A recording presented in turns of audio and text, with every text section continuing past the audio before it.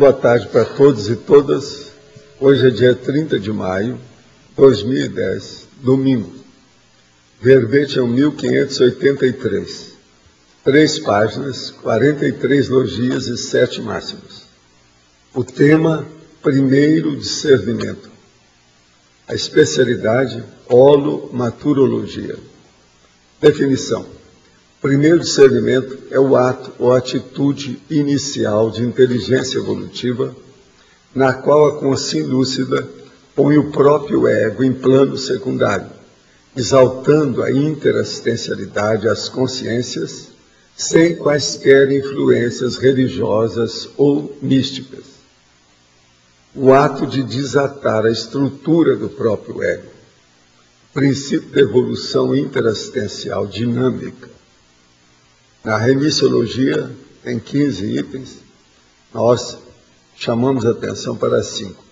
Ajuizamento pessoal, amor doador, autoconsciencialidade ascendente, objetivo prioritário e primeira ação. Frase enfática. A diferença teática entre o nó e o nós, como exposta aqui, é a demonstração das mais significativas quanto ao nível evolutivo da consciência lúcida hoje nesta atualidade terrestre. Você já desatou o nó do próprio egão? Desde quando? Agora, perguntas. Conta-se ao filme Joelma, 23º andar. Logo após, aproveitei e pesquisei um pouco na internet sobre os incêndios do edifício Andraus, 1972, e Andorinhas, 1986. O senhor poderia comentar algo, se possível, sobre esses 3 grandes incêndios? O problema de incêndio, antes de mais nada, é um processo de desorganização. Pode ser desorganização de uma pessoa ou pode ser desorganização de um contexto. Às vezes, por exemplo, há edifícios que vocês sabem, são muito bem dirigidos, administrados, mantidos, e tem outros que têm muita negligência, muita leniência. Nesses que têm negligência e leniência, os processos de gás, problema de eletricidade, problema de lixo, isso tudo cria o processo do incêndio. De modo que nós temos que ver o seguinte, olhe bem se você mora no edifício, se existe negligência ou se existe organização. Matéria de incêndio são as coisas mais sérias que tem. Todos esses incêndios tiveram processo, até um certo ponto, de negligência. A negligência ela pode ser apenas individual e pode ser também do grupo inteiro. Isso aí varia muito. É a leniência, é o que deixa para lá para ver como é que fica. Isso é um problema, cria problema mesmo. Quais dicas o senhor daria para escrever um livro sobre a questão da procrastinação? O que observar sobre esse tema pessoal? O problema todo aí é um processo de inteligência. Tem que chamar atenção para a pessoa que tem inteligência, a outra que tem meia inteligência, e a outra que não tem inteligência nenhuma. Tem gente, por exemplo, que não pensa em nada no futuro imediato. Ele só pensa na hora que ele pensa aqui, ó, que ele está vivendo, que ele está respirando. Então, isso tudo é o processo da procrastinação. Uma outra coisa, a procrastinação, ela existe muitas vezes porque a pessoa tem receio ou se sente, vamos dizer, desconfortável em analisar o que ela tem que fazer reciclagem. Quem não gosta de reciclagem, empurra com a barriga.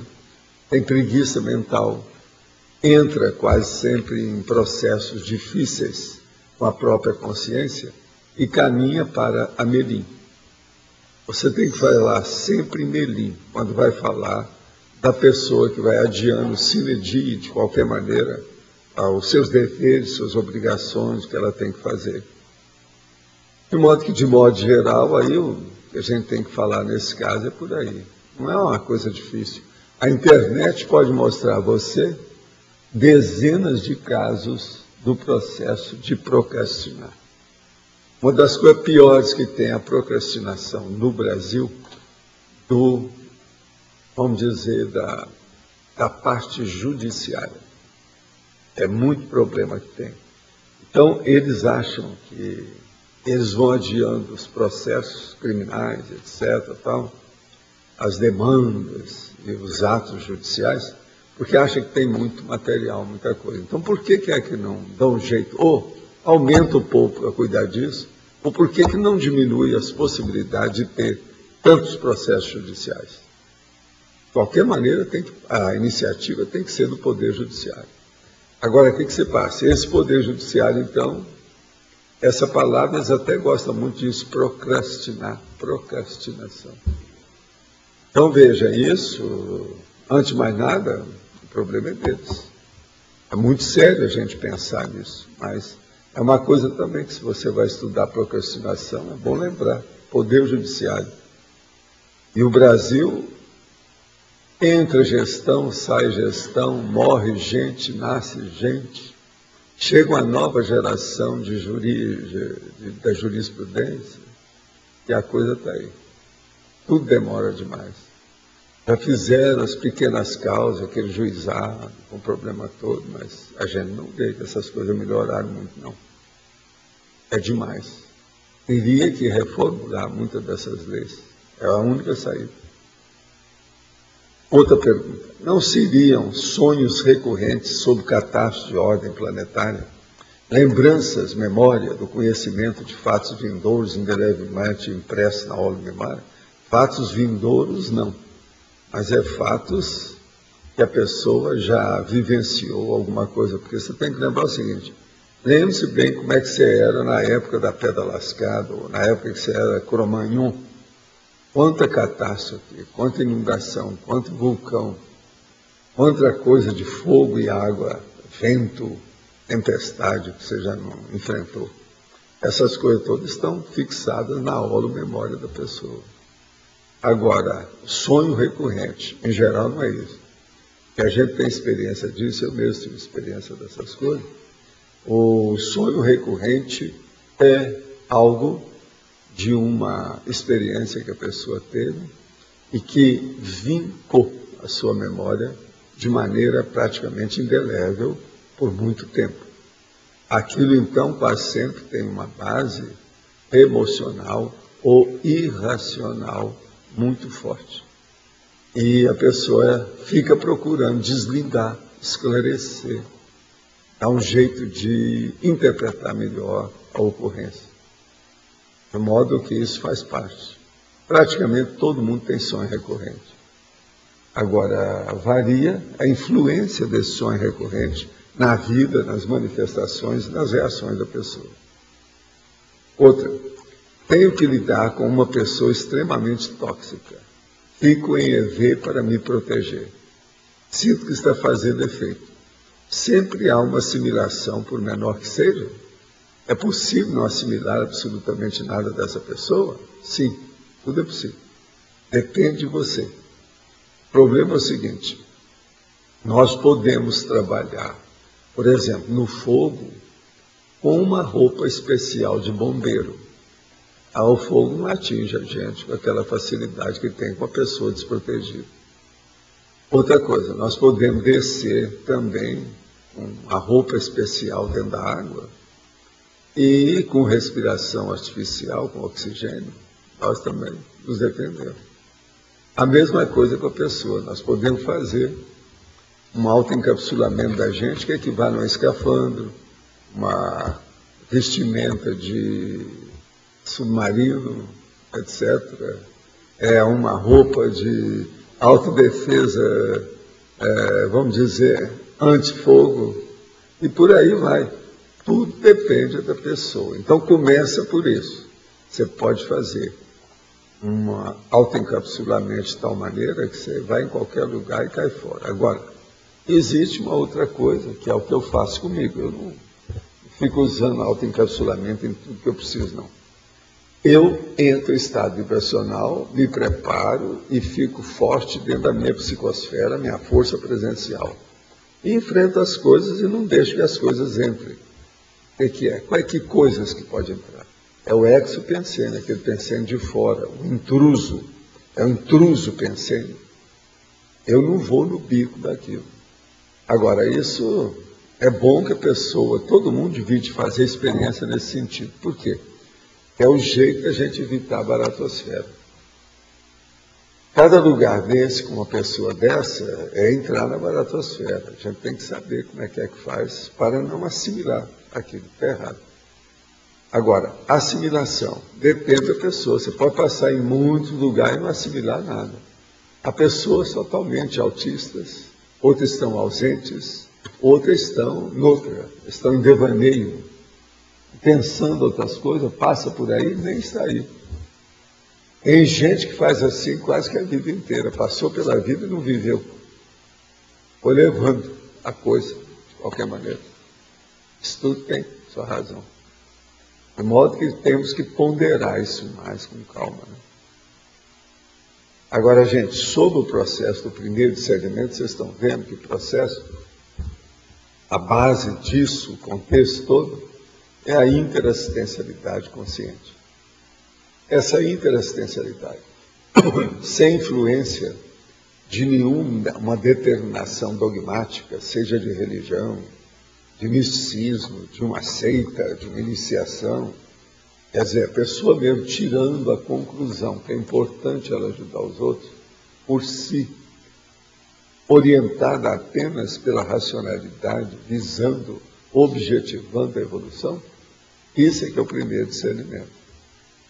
Esse discernimento mostra, de fato, hiperacuidade, polomaturidade, mostra excelência de manifestação, mostra identificação vamos dizer, do megafoco da vida, mostra o valor que a ProEx tem na vida da pessoa. É esse primeiro discernimento. Vocês não vão ver esse negócio de primeiro discernimento em parte nenhuma. Eu procurei isso todo lado e não achei. No entanto, a expressão é perfeita para isso. É o primeiro discernimento. De maturidade mesmo. Por isso que está na holomaturidade. É o primeiro discernimento que a pessoa tem que pôr no resto, à frente de tudo mais. E aí uma pessoa que age assim, ninguém pode falar, nem assediador, que ela seja egóica, seja egocêntrico, infantil, ou que esteja fora da realidade da evolução. Ela está centrada. De modo que o processo da interassistencialidade, essa pessoa entendeu. Agora veja, eu não vejo jeito da pessoa chegar a ter uma OFIEX sem ter, pelo menos, os resquícios iniciais, os princípios básicos, basilares, do primeiro discernimento. Então, isso aqui é que pode fixar a OFIEX da pessoa. Sem OFIEX, é difícil da pessoa ser um desperto, ou um ser desperto, homem ou mulher, com um grande nível de lucidez. E com, vamos dizer, uma vida prolífica, útil, de alto nível, de equilíbrio, de harmonia. E outra coisa, é impraticável mesmo para esse ser desperto sair disso para chegar na semiconsciencialidade em alto nível. De modo que o primeiro discernimento é seríssimo. O primeiro discernimento talvez seja, para alguns aí que vivem procurando todo dia aqui, falando, perguntando para a gente, quais são as cláusulas que devia colocar no CPC, o primeiro discernimento talvez seja o primeiro, para todo mundo. Eu geralmente evito falar uma coisa dessa, porque fica chamando a atenção, né, da pessoa, mas ela, cedo ou tarde, ela vai cair nessa realidade. Ela vai entender o que a gente quer dizer com isso. Agora, eu deixei aqui esse primeiro discernimento, esse verbete bem magrinho, dentro das coisas, para a pessoa só pensar naquilo que ela precisa. Por isso que eu li aqui o processo de princípio. Agora veja, o princípio da descrença está totalmente dentro disso. Sem a pessoa ter uma experiência pessoal, fazer as coisas, ela vai ter dificuldade de discernir essa realidade, de ver o outro. Então, veja, o processo de bondade, generosidade, complacência, intercompreensão, o primeiro discernimento praticamente expõe, de uma maneira teática, tudo isso. De modo que pensem bem. Essa expressão, por exemplo, primeiro discernimento, possivelmente a maioria de vocês aqui nunca ouviu falar nisso. Eu já escolhi a expressão, já definitivamente assim, para chamar a atenção. É o jeito. Eu procuro essas expressões, porque eu não preciso escolher aqui as expressões populares para estar falando nisso. Nós estamos lutando e lidando com uma ciência. Sendo ciência, a gente pode falar o quê? Mas o jeito que precisa. Bem claro. Eu, por exemplo, hoje comecei a anotar lá as notas para fazer um verbete. Ainda não fiz ainda. Mas veja só as expressões que eu arranjei. Sistematicidade do associanismo. Associanismo. Associação. Associacionismo, se você quiser. Mas a sistematicidade do associanismo. Associacionismo. Okay? Só para a pessoa pensar. Ou seja, qual é a sistematização da grande associação? Da associação geral, da mega associação. Agora, tudo são expressões que a gente usa, igualzinho isso aqui.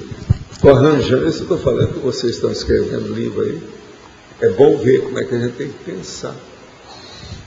Não adianta estar falando só a linguagem comum, normal, tem aí. Agora, a maior prova disso hoje é o dicionário de Sacone, né, que já tem pelo menos um dicionário grandão, sério, do Brasil, que reconheceu alguns dos meus neologismos. Agora, criar neologismo não é fácil.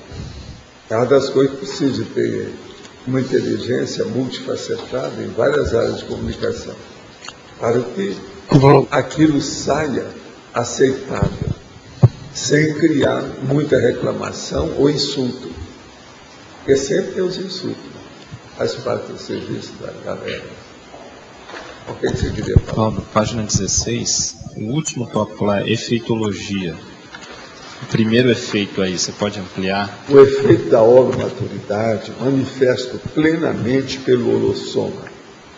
Quer dizer, é a hora que você usa todos os seus veículos de manifestação, ou as energias específicas desses veículos, simultaneamente. Quer dizer, tudo corrobora para isso. Então, por exemplo, numa assistência maior, em que você usa o parapsiquismo, você tem que usar todo o seu holossoma. Você vai, por exemplo, sondar os bloqueios corticais na cabeça de alguém. Essa assimilação que você faz é um negócio sério. O arco voltaico que você estabelecer para eliminar isso também é outra coisa. Isso não é só o energossoma. Se aumentar o soma, a sua vontade é aumentar o soma. Sua intenção, o que você colocou. Tá certo? Uma outra coisa, de que modo que você reage perante essa pessoa? Do ponto de vista emocional, isso já pega o psicossoma. E por aí vai. Outra coisa, no fim, como é que você saiu da sua desassimilação? Saiu bem? Você está defendendo o seu soma, seu corpo humano. Então, tudo isso é o efeito da holomaturidade manifesto plenamente pelo holossoma. É a maturidade em todos os veículos de manifestação. Agora, ó, eu estava certíssimo. Na hora, por exemplo, que eu comecei a estudar projeciologia, antes de falar em conscienciologia. Por quê? Devido ao corpo objetivo, que é o psicossoma. Uma pessoa, por exemplo, ela começar a fazer projeção, e ela começar a notar as diferenças dos processos projetivos dela, ela mesma vai fixar a realidade dos veículos de manifestação. Ela, fazendo isso, ela nunca mais vai pensar apenas no corpo. ela não vai ser igual aquele materialista que ele acha que ele é o corpo humano. Acabou o corpo, acabou ele também. Tudo isso acabou com essa pessoa, é outra condição. Ela então vai manifestar qualquer coisa, ela pensa nos outros feridos. Opa, isso aqui não afeta o corpo, mas vai afetar outra coisa, preciso ver. Então, é seríssimo um problema holossomático. Valdo, qual seria o pré-requisito básico para a pessoa? Ela vai ter que ganhar uma maturidade inicial para chegar ao primeiro discernimento. O que é básico nisso? A primeira coisa é ela ter reflexão. Né? Sem reflexão, como é que a pessoa vai pensar em discernimento? Não dá. Ela fica só na boa vontade, na boa intenção. Mas é ainda jejuna, noviça, engatinhante. Está começando a engatinhar na vida. Mas essa pessoa, ela já tem que ter vamos dizer, ela está num grau evolutivo, sei lá, ela já é intermissivista. Eu acho difícil. Chegou num grau assim. Uma pessoa mesmo entender isso aqui, ó, com essas palavras simples que tem aqui. Esse verbete não está que parece que é simples, mas não é. Eu acho difícil isso aqui, uma pessoa entender, sem cosmoética, está entendendo? Principalmente cosmoética, sem uma filosofia de vida, ou qualquer coisa. Ela não vai entender isso. Ela vai achar que a gente é ingênuo, que a gente é visionário, está fora da realidade, que isso não é factível. Tem muita gente assim, eu já debati esse tema aqui com muita gente em muitos contextos por aí fora, essas últimas décadas. Ela é bem factível, mas você acha que já numa primeira fase, ela é intermissivista pela primeira vez, ela deve conseguir isso? Tem capacidade para isso, devido ao curso. Mesmo na primeira vez. No curso intermissivo foi muito puxão de orelha. Na orelha esquerda, orelha direita, todo mundo aí sofreu puxão de orelha por si mesmo. Ninguém chegou lá e puxou a orelha, mas a própria pessoa puxou. Mas aqui tem muita gente. Não foi apenas porque a mulher tirou o brinco, puxou a orelha, não é não. Muita gente aqui do nosso nível, nesta vida, é possível atingir isso. Eu acho que a maioria de vocês, se fizeram curso intermissivo, estão aptos para isso, senão não estaria falando tudo. Agora, isso é daqueles temas sutis e, vamos dizer, simplíssimos, aparentemente, e sutilíssimos profundamente. Então, o negócio é terrível isso.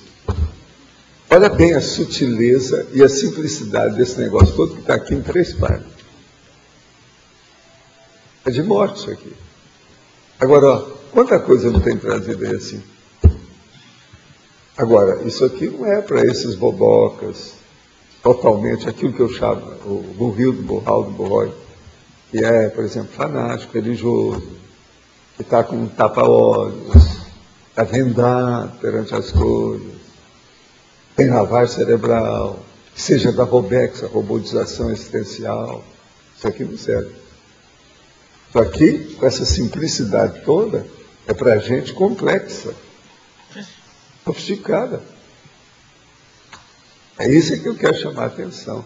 A interassistenciologia é processo de curso superior. É matéria avançada. É uma disciplina sofisticosa. Pelo que se falou aqui, a base é esse discernimento para a assistência. A ligação é essa. Uma pessoa que faça reflexão, se ela faz devaneio demais, ela nunca vai chegar nele. Ela tem que primeiro acabar com o devaneio. E tem que entrar numa reflexão ponderada. Tá? Entender o que nós estamos falando aqui. Qualquer pessoa você vai dar, fala, não, eu entendi tudo que está falando, não entendeu nada. A pessoa leu na superfície. Não vivenciou, né? Porque o negócio é mais sério do que a gente está pensando. Por isso que é que eu li aqui, ó, o princípio da evolução interassistencial dinâmica. Esse é o princípio. É a base de tudo. Começa por aí. Valdo, aqui. Pode falar. Professor, o senhor disse agora há pouco que para criar neologismo a gente tem que ter uma inteligência multifacetada. Tem. Eu gostaria que o senhor explicasse mais quais os tipos de inteligência envolvida e, por exemplo, assim, se a gente fosse propor... Primeira coisa, olha aqui, ó. Você tem que criar um neologismo. Esse neologismo vai atingir, no mínimo, uma linha de conhecimento. Mas para você mexer naquela linha e criar uma ideia nova, ela vai esbarrar nas linhas anexas. Você sabe em português o que quer dizer a palavra contiguidade. Então, você não pode sair acotovelando com ideias novas todas as linhas de conhecimento. Você tem que colocar aquilo e vai haver repercussão todo lado. Jogou a pedra no lago, cria a onda. Então, o problema é multifacetado, sim.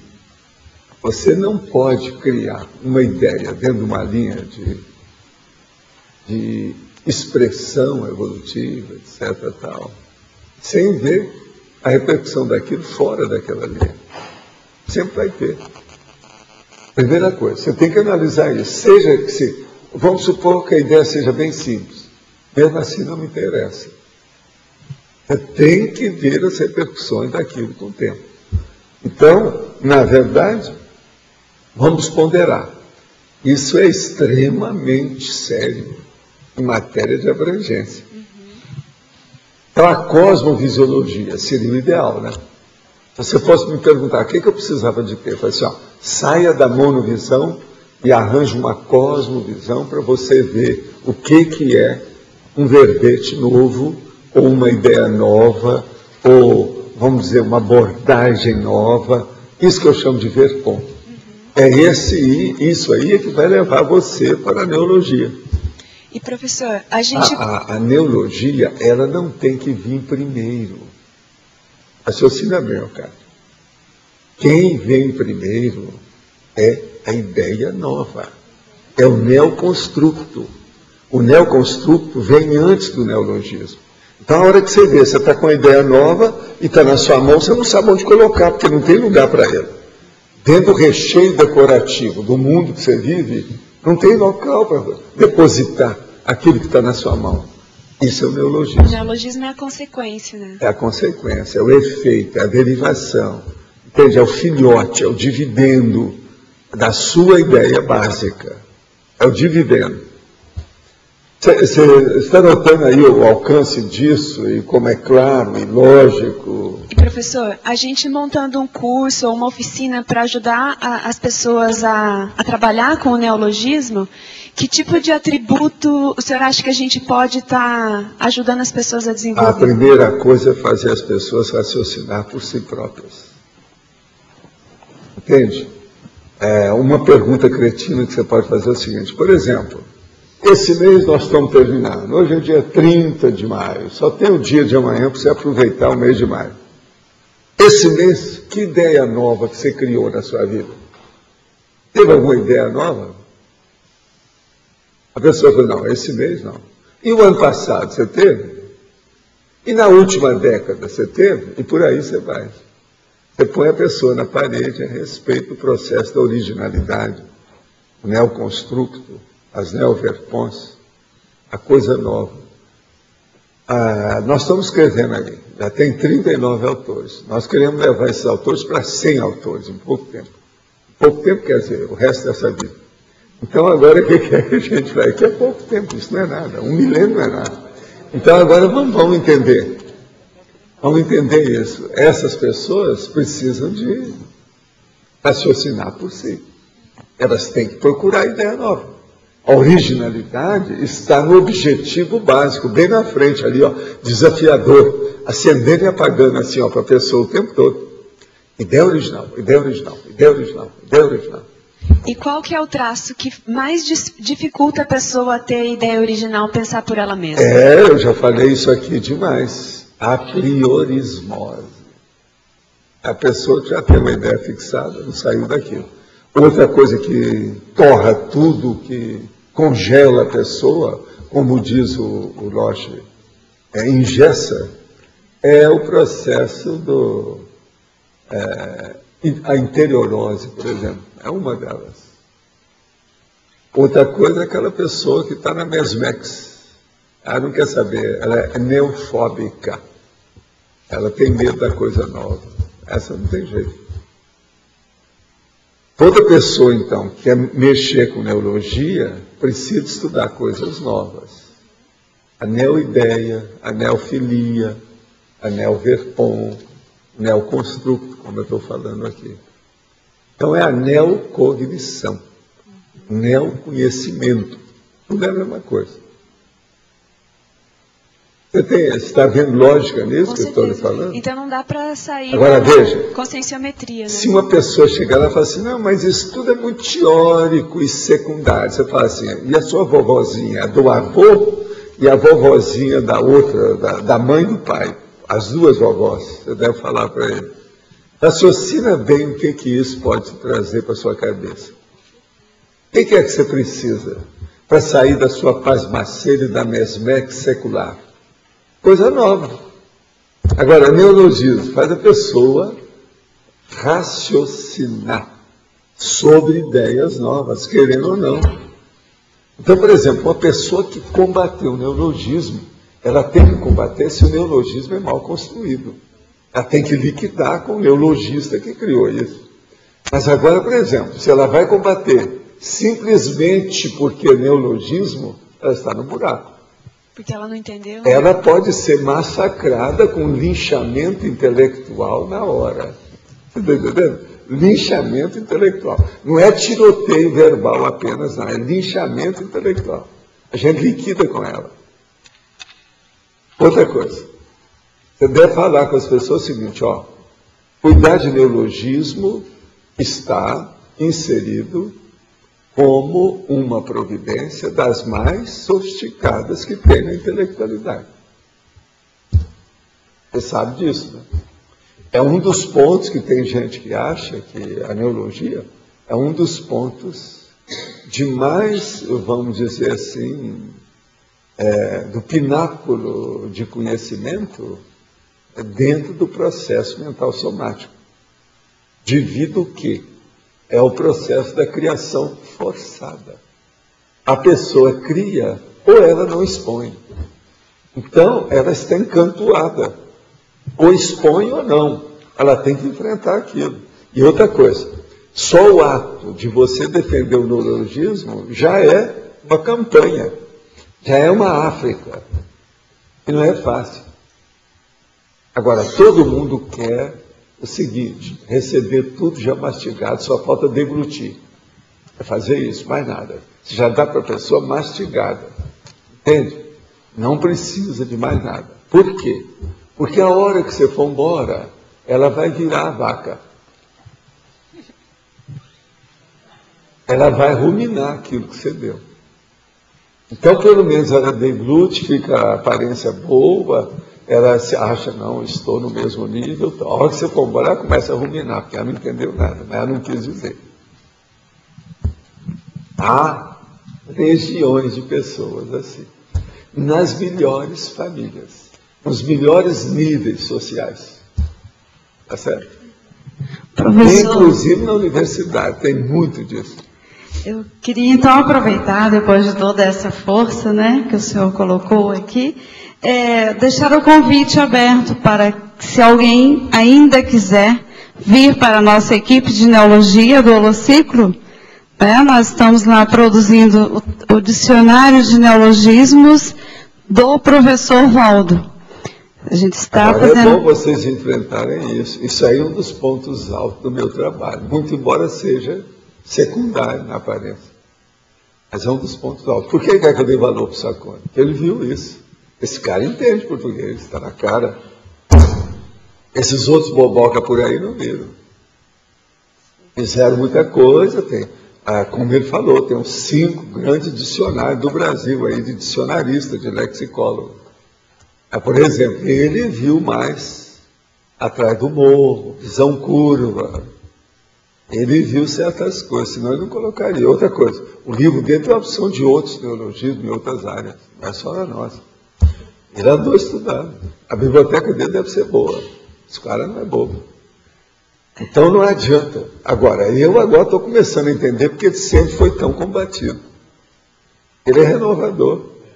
O cara que mexe com o neologismo, nesse nível que ele entendeu, é porque ele é renovador. Ele é o cara, vamos dizer, revolucionário.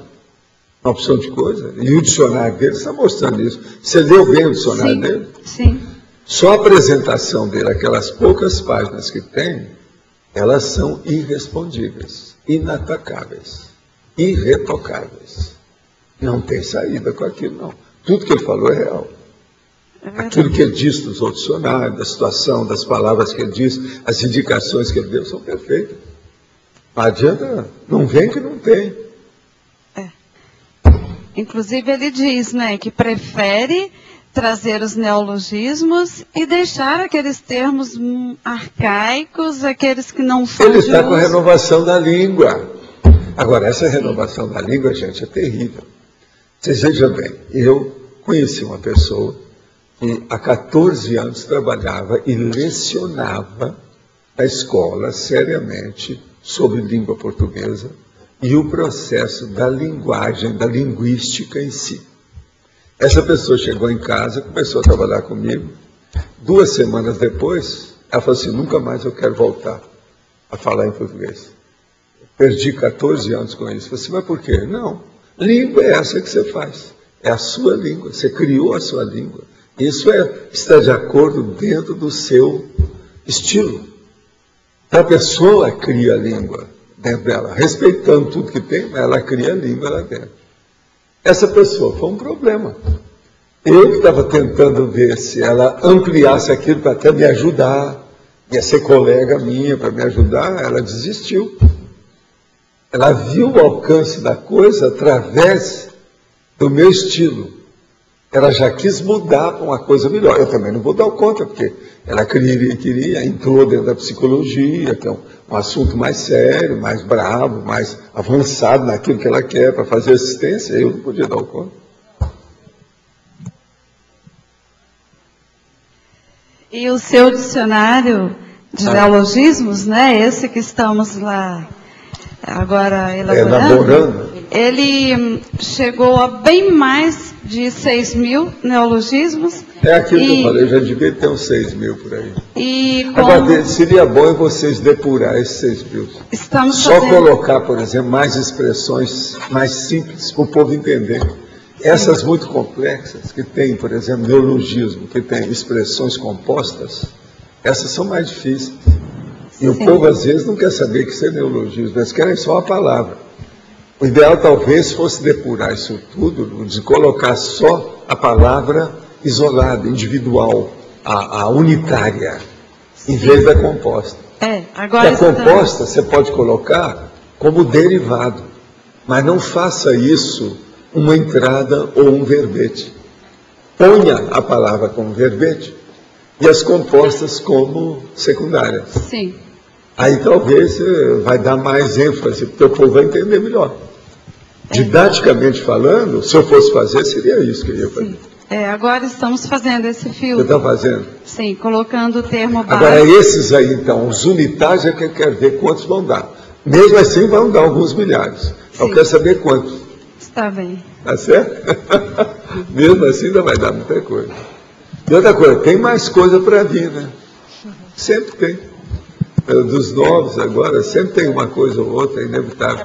Agora, antes de vocês terminarem esse livro, quando estiver pronto, eu quero dar para vocês as palavras Sesc Pedais, porque pode ser que muitas vocês ainda não conseguiram captar. Muito embora elas sejam grandes, elas são elusivas. Elas, você está entendendo? Elas somem no meio das aparências. Elas são difíceis. Mas agora eu tenho algumas boas que eu vou fazer uma listagem, que eu vou colocar na enciclopédia. Entendendo? Bem separado.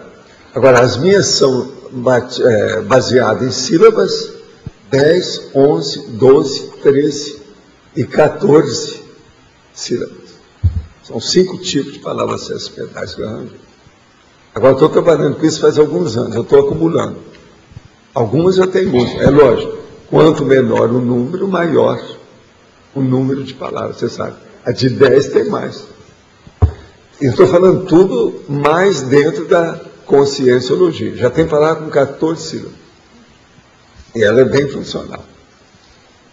Agora, é lógico, na ocasião eu vou submeter a você, a Kátia, as especialistas que tem aí todas, para vocês verem, inclusive a nossa amiga, todas essas que trabalham com isso, que a maioria que trabalha hoje com língua, são mulheres. é o meu povo do passado. Muitas de vocês foram homens antes, mexeram com ele. Tem algumas que foram até lexicógrafos. Quer dizer, lexicógrafos.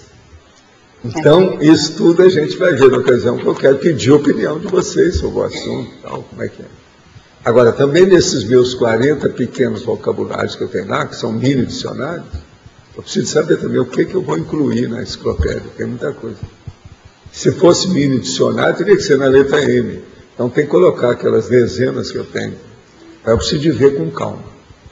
Isso aí eu vou deixar para o fim, daqui a alguns anos, para ver como é que eu faço.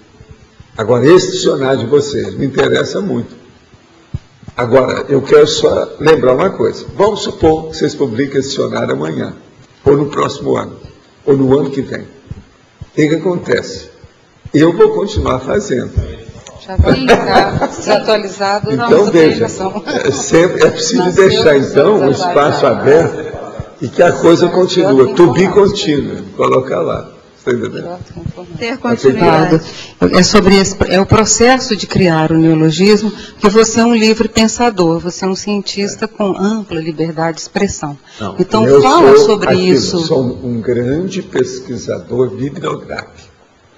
É isso que eles falaram de mim para me xingar. Mas um grande livre não, pensador. Ele é muito bom para pesquisar livro. É um grande pesquisador bibliográfico. Eles não vão falar isso de você vai ver uma coisa. O primeiro xingamento é esse. Não, ele é um grande pesquisador. Para não dar os outros atributos. Para não falar os outros atributos. Valdo, então eu queria que você comentasse sobre isso. Primeiro, o papel da liberdade de pensar, da pessoa se sentir livre para pensar o que ela bem entender, e com isso ela ser uma criadora, ou ele um criador de verpom, e a desrepressão da pessoa. A criação mais séria não era isso, não. A criação mais séria é a autossegurança. Autossegurança? Autoconfiança. Entendi.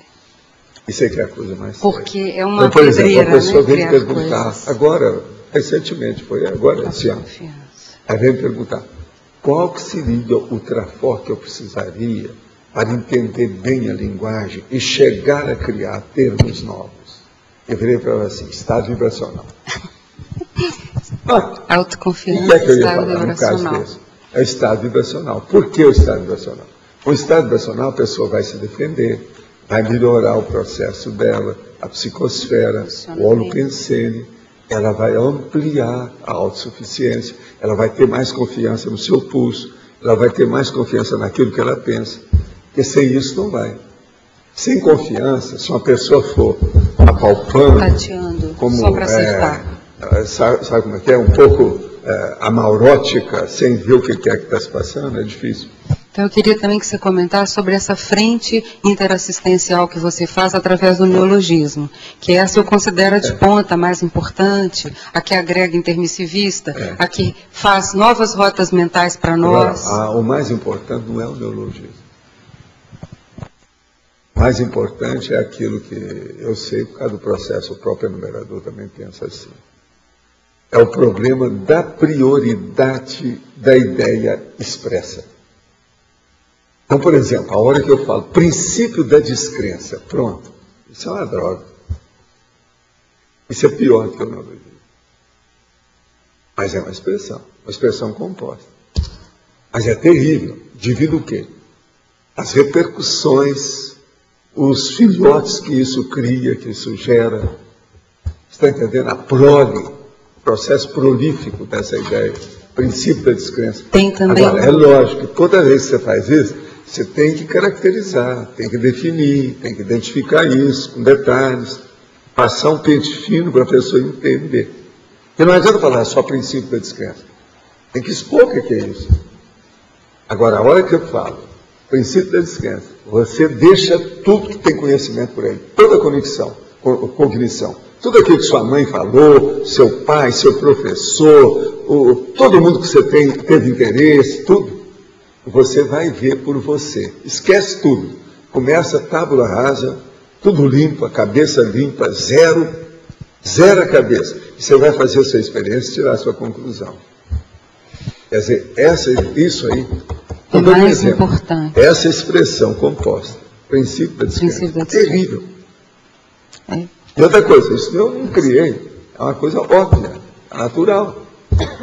Mas então tem também, Valdo, na verponologia, um timing, um senso de oportunidade, uma propriedade específica naquela hora. Que quando nós começamos com o Instituto, eu falava com a turma, assim, olha, eu sou mais velho que vocês.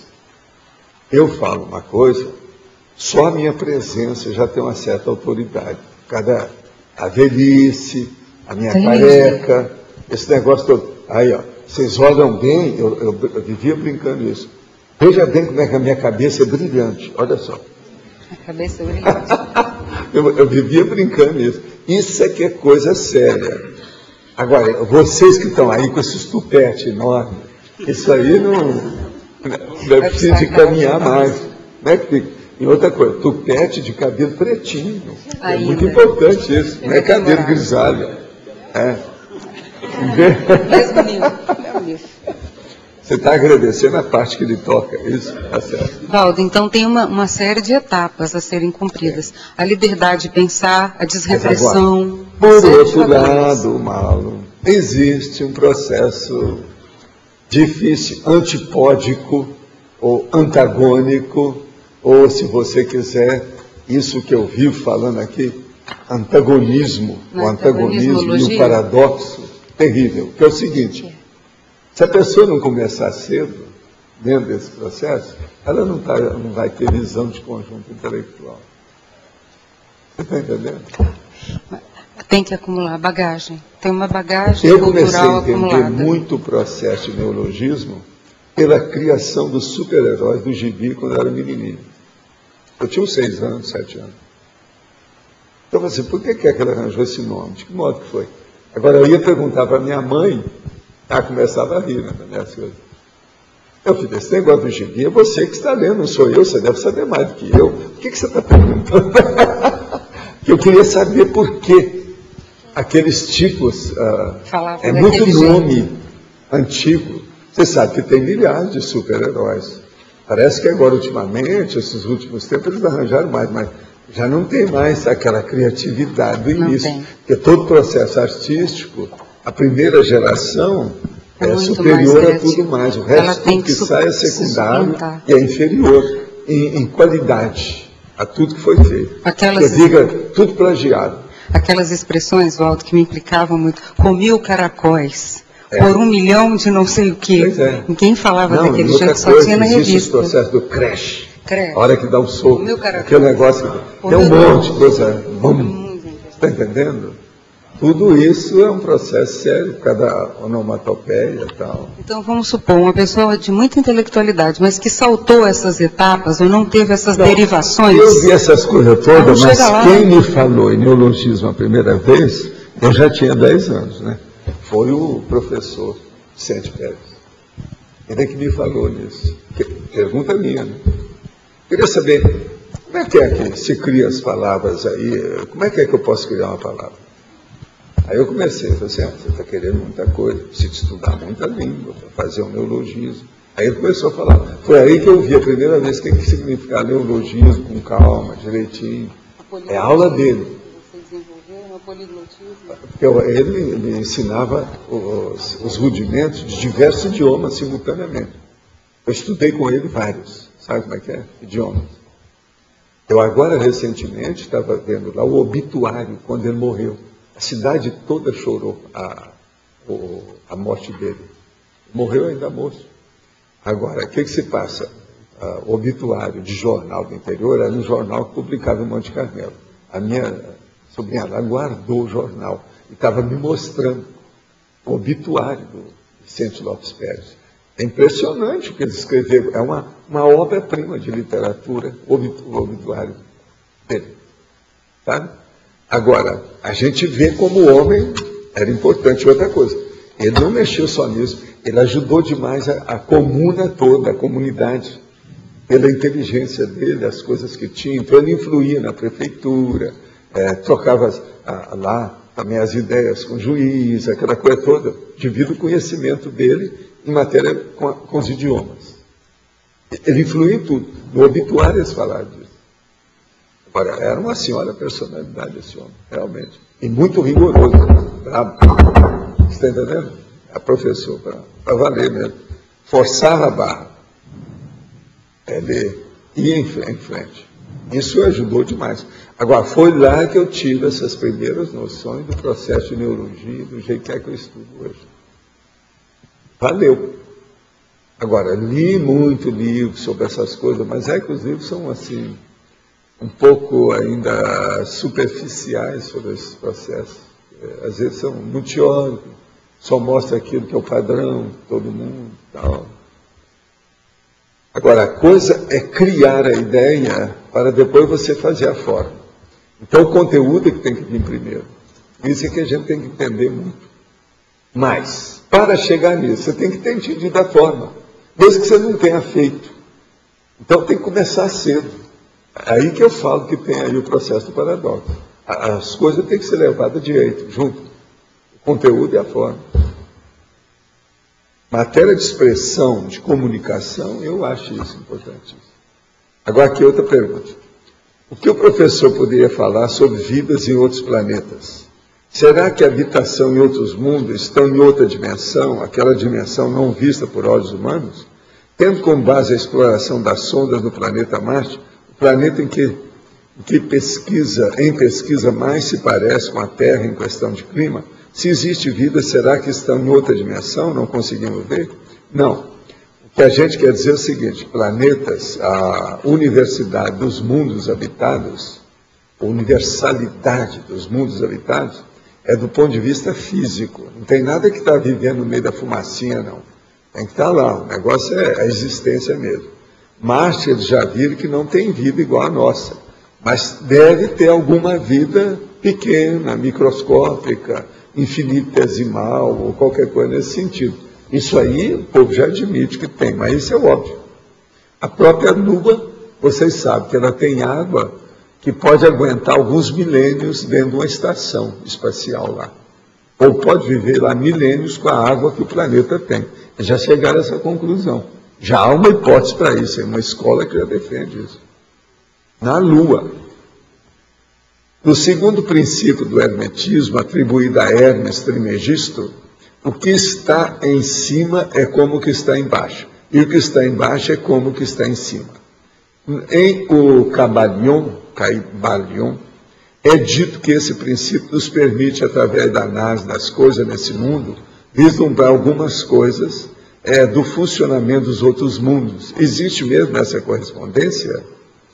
Existe, mas o processo é o seguinte. Tem um princípio que eu considero superior a todo esse. Por exemplo, a consciência, que é o princípio consciencial, que é o princípio do princípio de tudo, que é o princípio consciencial, é você, eu, etc. Tal, a consciência, ela só evolui ajudando os outros. Eu acho isso superior a tudo mais, que é justamente o primeiro discernimento. Esse negócio do senhor sentir as energias no e-mail, como funciona isso? E se eu copiei a pergunta de outra pessoa, como é a minha energia? Olha, não adianta estar copiando as coisas, depende, a sua intenção é que comanda o processo da energia.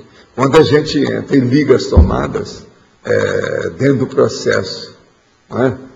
Da micro-onda, para fazer a prospecção da pessoa aqui, é a intenção da pessoa e é o que está lá dentro. Às vezes, por exemplo, já teve pessoa que já me perguntou uma coisa, eu respondi outra totalmente diferente. Depois ela mandou para mim uma carta, falou assim, olha, você me respondeu um negócio que eu estava te tapeando, mas aconteceu um negócio assim, assim, abriu o jogo. Agora, a pessoa ficou, eu não podia falar nisso também, né? Eu joguei fora a resposta que ela me deu, queimei tudo. Agora, então, o problema todo é esse, pensa bem, o seu princípio consciencial é que é o princípio principal, o resto tudo é conversa. Estuda aí, é problema de iniciação, etc., mas tem sua razão. Nos últimos dias, tenho sentido bastante meu fronto chakra. O que pode ser isso? Estou praticando a TENEPS há quase um mês, mas antes disso, já fazia esterilização de energia e já havia lido todo o manual da TENEPS, que já vou para a segunda leitura para consolidar os conhecimentos. O problema aí é o seguinte, você deve estar agora com os amparadores ou o amparador melhorando o seu processo em matéria de fronto chakra. Então, às vezes, você vai chegar num ponto, você vai sentir como se o front chakra fosse uma tromba de elefante, que saía com as energias e vai nos lugares assim, você sente lá na frente como se estivesse pegando com a mão. Isso tudo com o tempo vai ser. Agora, até chegar nisso, a primeira coisa que você vai ter é que fica latejando a testa da pessoa.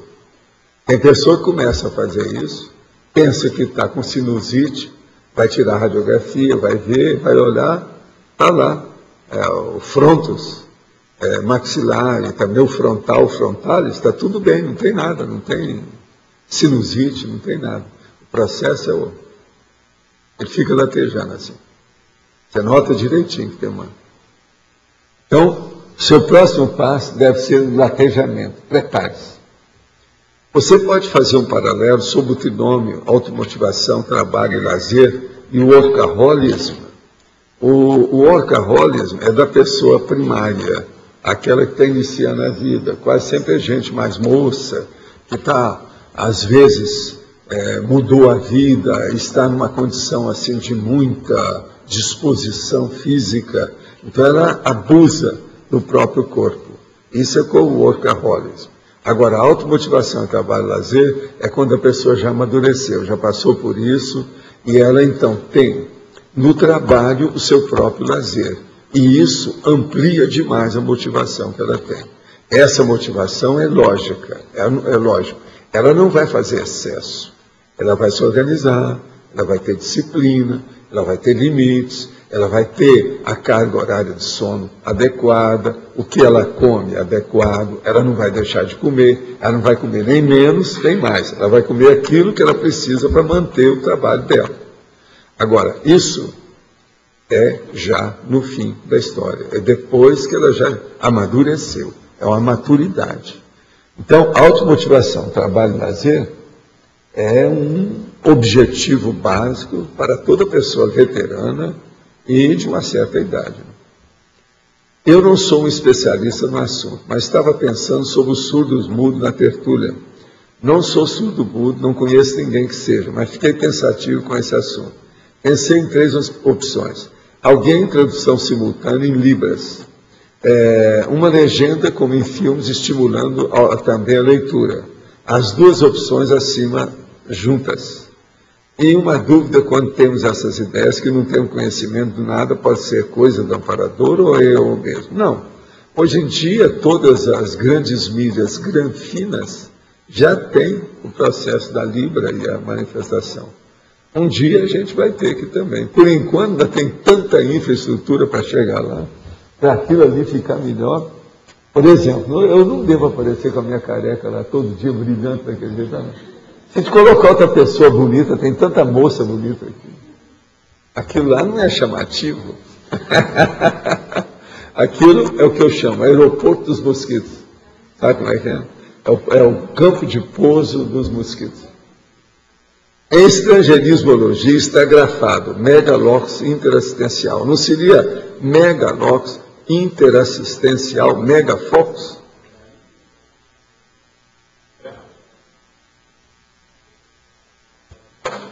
Deixa eu ver onde é que está isso aqui, estrangeirismologia. O Megalox da intencionalidade. Ele falou interassistencial, mas ele está querendo mudar, não é o Megalox, ele quer o Megafox. Mas é o Megalox. O Megalox é que eu quero mostrar o local do processo aqui. Não está errado, não. Agora, ó, a gente pode pôr esse seu Megafox também, interassistencial. Põe aí, anota aí, Megafox interassistencial, em homenagem aí ao meu amigo. Muito bom e muito obrigado pela sua alta contribuição.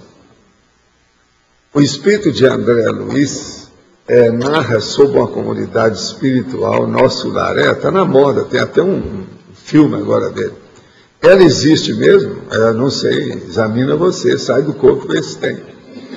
No mundo espiritual tem vários segmentos religiosos, ou existe somente uma realidade? Ixi, no mundo espiritual que você está chamando, quer dizer, extrafisicamente, tem um monte de comunex de tudo quanto é iniciação, religião, seita, tudo que você pensar nesse respeito, inclusive os infernais, os satânicos, tudo, tem tudo isso. De tudo quanto é jeito. E outra coisa, tudo fazendo lavagem cerebral, do jeito que as religiões fazem. Esses segmentos se organizam em comunidades como aqui, sim, muito mais sério, porque dominando cada vez mais do que aqui. Que aqui se domina um pouco mais, o cara entra e faz pedofilia lá com a criança, pronto, o povo já grita. Lá, extrafisicamente, tem de tudo, é pior. E como é esse relacionamento entre as várias comunidades? Eles se odeiam. Tem o pessoal da Conscienciologia lá também, e eles dão curso para quem está interessado, como aqui na Terra. A Conscienciologia, nós estamos trabalhando com os cursos intermissivos. São comunex que não têm nenhum processo sectário ou faccioso. Pensa nisso, é universalismo. Pensa nisso. Ainda não posso praticar TENEPS como gostaria, mas estou disciplinando a doação de energias positivas em horário determinado, quando possível. Minha questão é se eu posso direcionar energias positivas para um familiar que está passando por dificuldade eventualmente, ou se deixo sempre esse direcionamento livre de foco pessoal. Poderia esclarecer? É lógico que você tem que fazer dirigindo para a pessoa. Todo mundo deve fazer isso, independente de qualquer outra coisa. É assim que a gente ajuda os outros. Tem que pensar na pessoa. Você pensa, a hora que você pensa, sua energia já está lá. E tudo é instantâneo. Quinta e sexta-feira passada, participei aqui em Salvador do curso Estado Vibracional ministrado pelo Mário Oliveira. Após o exercício energético, também envolvi o fronto chakra de olhos fechados, senti forte pressão quase dolorosa na região ocular e visualizei um pequeno círculo de cor lilás que se movimentava lentamente de cima para baixo. Ao relatar a experiência, o professor afirmou que tem clarividência, embora não tenha tido até então nenhuma experiência que evidencie isso. Ele também diz que tem grande facilidade de sair do corpo, mas isso tem sido impedido pelo sentimento de medo. Na noite após a aula, dormi muito mal. Acordei algumas vezes, senti dor de cabeça. A noite agitada tem relação com assédio? O que faço, além de me confrontar, para superar esse medo, uma vez que estou empenhada para vencer essa limitação e desenvolver o parapsiquismo? Olha, você tem 3 coisas que você deve fazer sério. 1, estado vibracional. 2, estado vibracional. 3, estado vibracional. Pensa nisso. As mioclonias e o neurovegetativo são problemas da consciência? Depende de cada caso, tem que examinar. Mioclonia, antes de mais nada, pode ser um problema tipicamente neurológico e muscular, quer dizer, um processo da miologia do corpo. Mas há casos que você pode criar isso tudo por você. E o nervo vegetativo, ele funciona independente da sua vontade. Mas, para a pessoa mais avançada em parapsiquismo, ele pode dominar uma parte do nervo vegetativo. Agora, ou são problemas do corpo que a consciência tem dificuldade de controlar. Até um certo ponto é mais ou menos essa segunda parte aqui. É isso aí. A gente tem que trabalhar ainda para dominar o processo. Professor, esse primeiro discernimento teria alguma relação? Eu me lembrei daquelas regras de ouro que as religiões falam. Fazer ao outro o que gostaria. Tem várias formulações para aquela regra de ouro. Fazer ao outro o que gostaria que fizesse a si. O senhor vê alguma relação entre esse primeiro discernimento, pensar no outro antes? Não vejo relação pelo seguinte, que as religiões, se tivesse isso aqui, elas não seriam facciosas, não seria religião. A religião acaba na hora com isso aqui. Eu entendo. É igualzinho o princípio da descrença. Com o princípio da descrença não tem mais razão de ter religião. A religião é facciosa, ela é sectária. Sim. Mas o senhor sabe dessa regra de ouro? Não tem, mas essa regra, isso vem até na filosofia dos primeiros serenões que apareceram nessa terra falando para eles. Isso vem da antiguidade. É independente de religião. O povo já falava disso. Isso aí é antigo.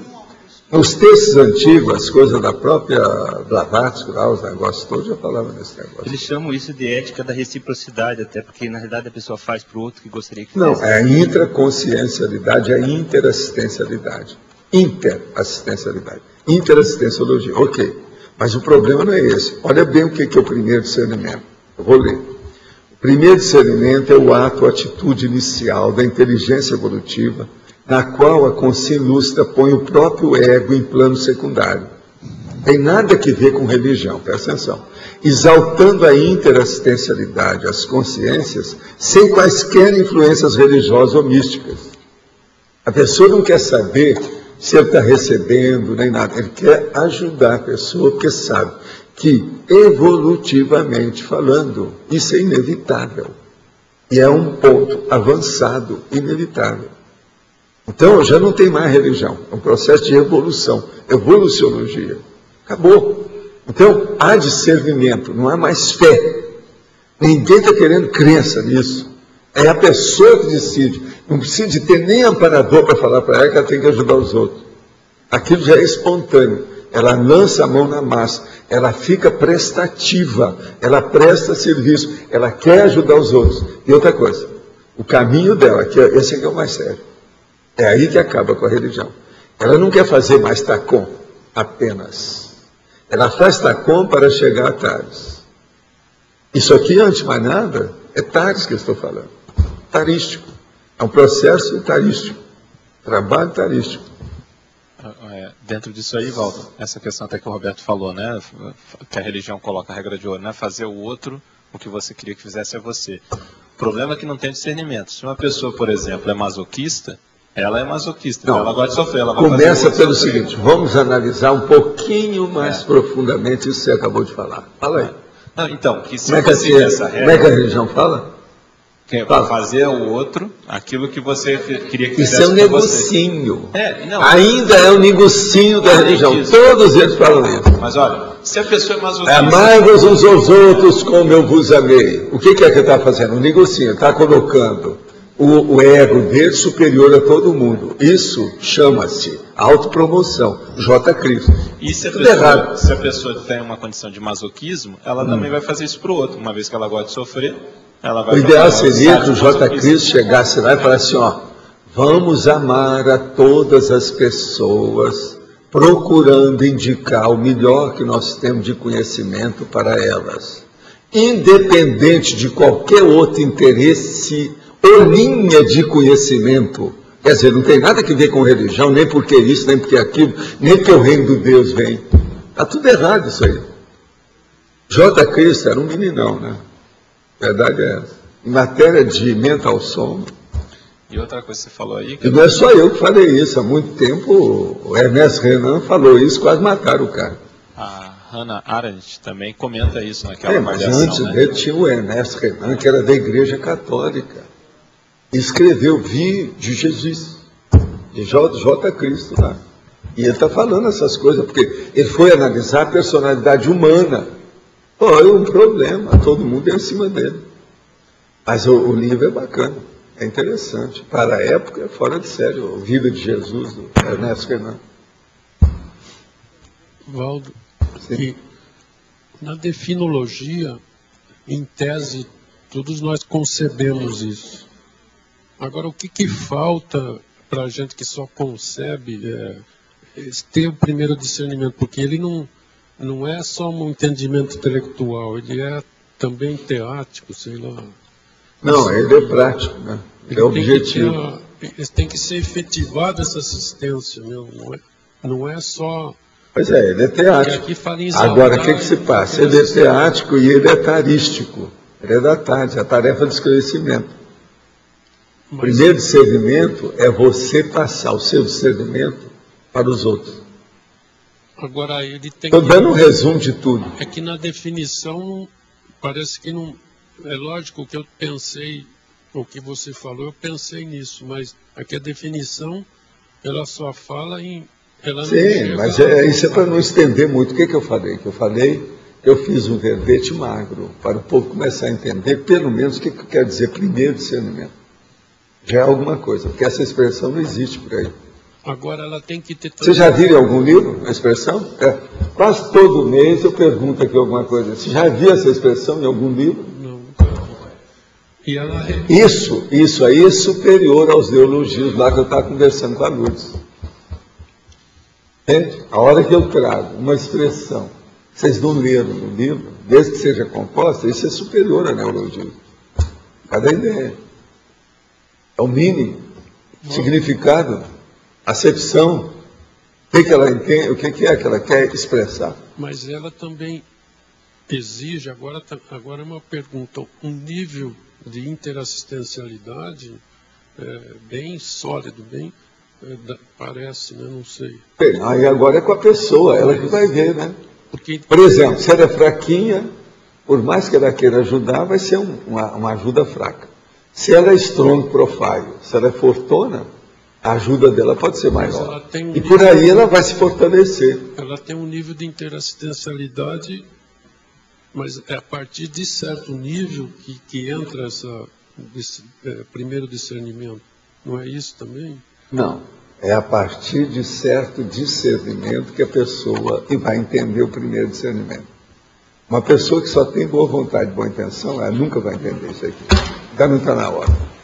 Bobagem. Eu sou realista e franco na situação. Não adianta querer forçar a barra. Estou dizendo em termos de prática, ela tem que ter a partir de certo nível. Uma pessoa que entender isso aqui, a meu ver, uma pessoa que entender só isso aqui, esse processo do primeiro discernimento, primeira coisa que vai acontecer com ela vai diminuir praticamente a maior parte dos conflitos que ela tem.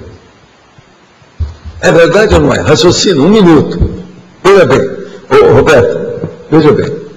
Entender bastante. Quer dizer, isso aqui abrange e abala todas as minúcias da estrutura do micro-universo consciencial da pessoa. Por isso que eu coloquei a coisa assim. Eu não quero mostrar isso, questão, a pessoa ia ver, não, isso está muito confuso, está muito avançado para mim, eu não vou ler. É uma opção de coisa aí assim. Esse, quando eu faço avançado, geralmente eu levo até para 10 páginas, depende do que é. Mas a gente que não acha que é coisa do outro mundo, a gente concebe, isso já é uma grande coisa. Isso é um princípio, mas ela requer uma prática bem efetiva. Tudo nosso requer muita reflexão. A maioria das coisas que eu trago não são simples de entender, eu sei. Por isso que eu já faço tudo apostilhado. Por isso que eu debato isso 2 horas por dia. 2 horas todo dia. A intenção é essa. E outra coisa, vocês já viram que eu debato as coisas aqui, não é como o povo falou, que eu estou nervoso, que estou isso. Não. Eu debato as coisas, escuto um, escuto o outro. Um dia desse eu saí aqui, uma senhora que estava aí, que viu a primeira vez, chegou para mim e falou assim, vem cá, você toma remédio para dar essas aulas? Eu falei assim, não, eu tomo uma opção de remédio, mas não é para dar essas aulas. Não, mas o que você quer dizer? Não, eu estou falando o seguinte, você toma algum ansiolítico? Eu falei assim, eu não, que isso, não posso, esse negócio, você diz. Mas é o contrário do que falar, que eu sou nervoso. A dona veio me perguntar se eu tomava ansiolítico. Você sabe que essa pergunta nunca me fizeram. Não, é porque no dia eu acho que eu andei falando umas coisas, mostrei que eu não tremo, nem nada, então acho que foi por aí também que ela pensou, né? Esse cara deve tomar ansiolítico, ele deve chegar aí, estava dormindo até agora, 5 minutos, então ele acordou e veio.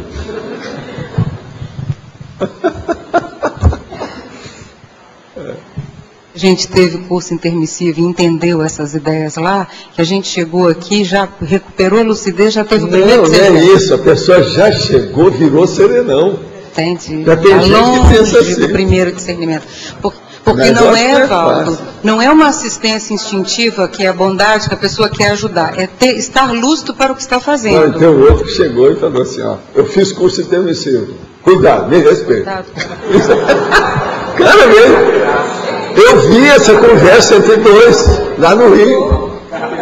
Eu vi isso lá no Rio, carteiraço. Sabe com quem você está falando? É que negócio. Eu fiz curso intermissivo, devagar comigo. Você não me respeita. Eu vi essa conversa lá em Ipanema. Eu vi isso. Gente, a natureza humana não falha. Vocês pensarem, qualquer piada que você viu em outra área, pode trazer para a nossa, que às vezes ela vai funcionar. Vai ter a hora que ela vai aparecer. Um exemplo claro, assim, numa idade, numa fase, num contexto desse primeiro discernimento, você pode dar um exemplo prático? Primeiro discernimento. Com você ou com alguém que você... Não, o problema todo é o seguinte. Você, por exemplo, aquela pessoa que tinha uma porção de propriedade na vida, etc.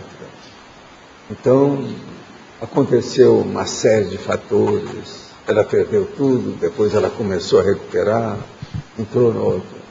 Chegou num certo ponto, ela chega lá pelos 50 anos.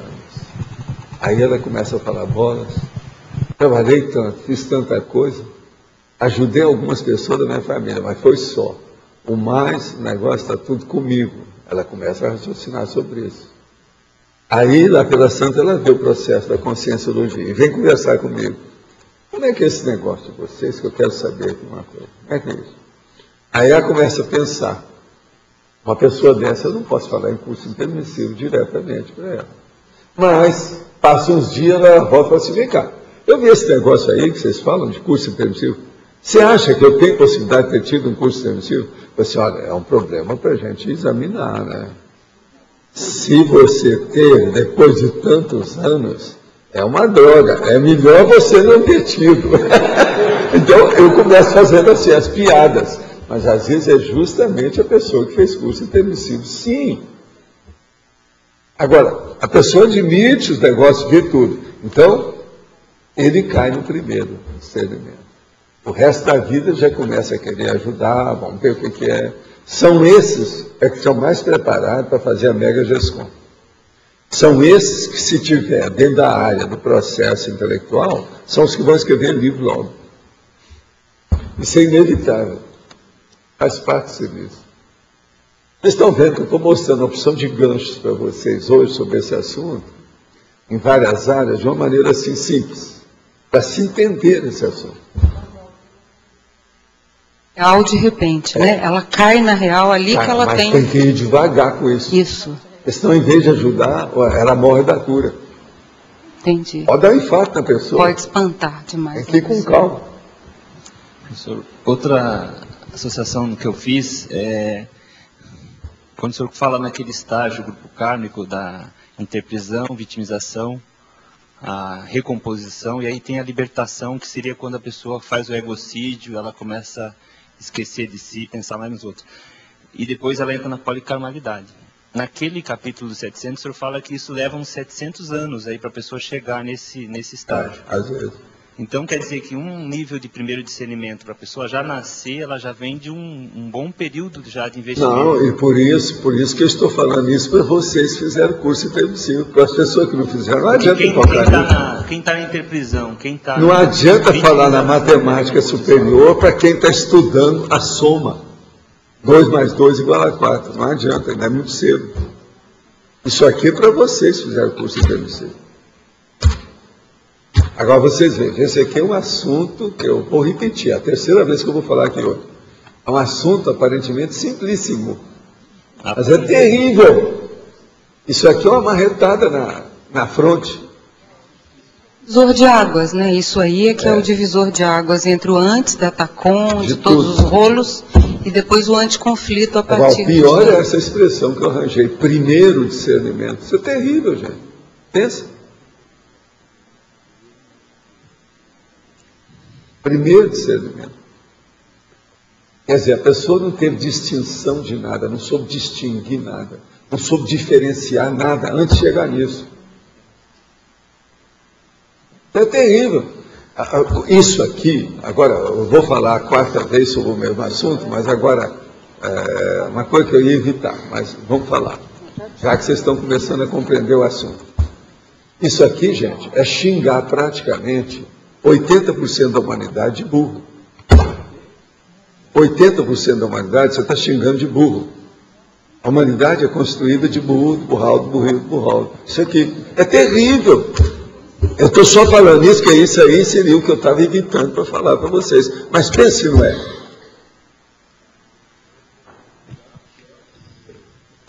Pois é isso que eu estou falando, o primeiro discernimento. Agora você veja, esse povo tudo de religião, eles não têm primeiro discernimento. E nós provamos isso baseado nos fatos. Por quê? A pessoa é religiosa, ela é sectária. Não pode ser. Não adianta. Não adianta. Você vai falar assim, mas Valdo, uma pessoa pode ser católica, ajudar os outros melhor que ela tem. Ah, não pode, porque o exemplo dela não é bom. Ela chega como católica lá, que esclarecimento que ela pode dar evolutivamente para essa pessoa sendo católica, ou sendo espírita, ou sendo umbandista? Roberto, você está entendendo, né, o nível? Esse primeiro aqui, acabou. É o cerca pimenteira, pega tudo, acabou com tudo. Valdo, você se lembra quando eu dei a primeira aula de projeciologia, que eu fui no seu escritório para falar que era o primeiro dia assim, que eu estava vendo um sentido? Eu posso considerar isso um primeiro discernimento? Eu acho que não. Não é ainda? Não. Ainda não é? É, de lá para cá tanta coisa aconteceu, né, que eu lembro. E você também sabe. Ainda não. Ainda não é o primeiro discernimento. Nem quando caiu essa ficha de dar aula, de fazer esclarecimento. Quando você começou, você chegou lá com os processos nossos, nós começamos a debater o problema seu da síndrome do estrangeiro. Sim. Aquilo você estava começando. Era com a síndrome. Eu acho que foi depois que você começou a publicar livro, etc., que você caiu nisso. Ali é que era a ficha. Você lembra que naquela ocasião ainda tinha umas desavenças entre vocês, professores? Tinha. Pois é, isso aí não... Ainda não era. Não era, não tinha maturidade, não tinha... Escuta, esse nosso povo aqui, qual o percentual? Você vai perguntar para o Antônio. O Antônio não está aí. Qual o percentual lá do Ibope dele, ou do IBGE dele, do povo que já entende isso? Não, tem que ser na prática, pragmático, objetivo. E daí para frente, a pessoa tem que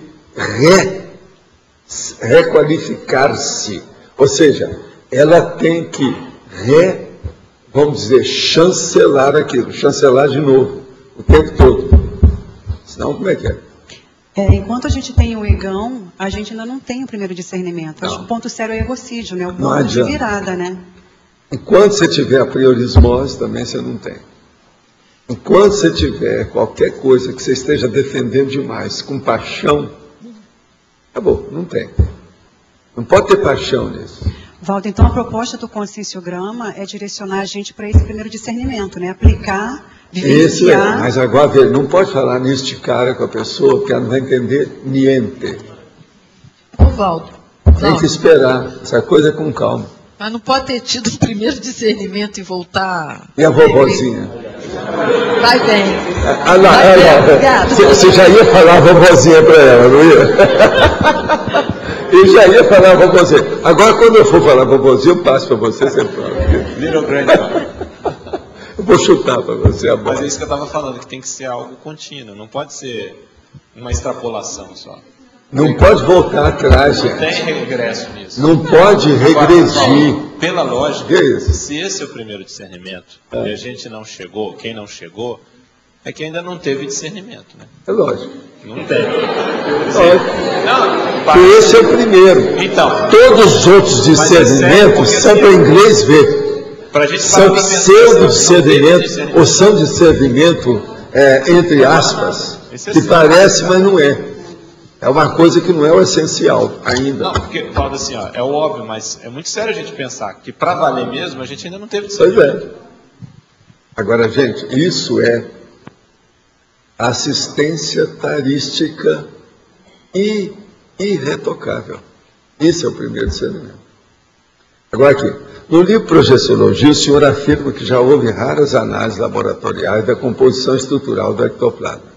Poderia falar mais sobre essas pesquisas e quais pesquisadores estiveram envolvidos? Não, isso tem lá nos livros, lá, é só procurar lá embaixo. Qual foi, lá no Holoteca, qual foi a visão da ciência convencional sobre isso, visto que uma observação nessa profundidade poderia criar um novo paradigma em pesquisa universitária?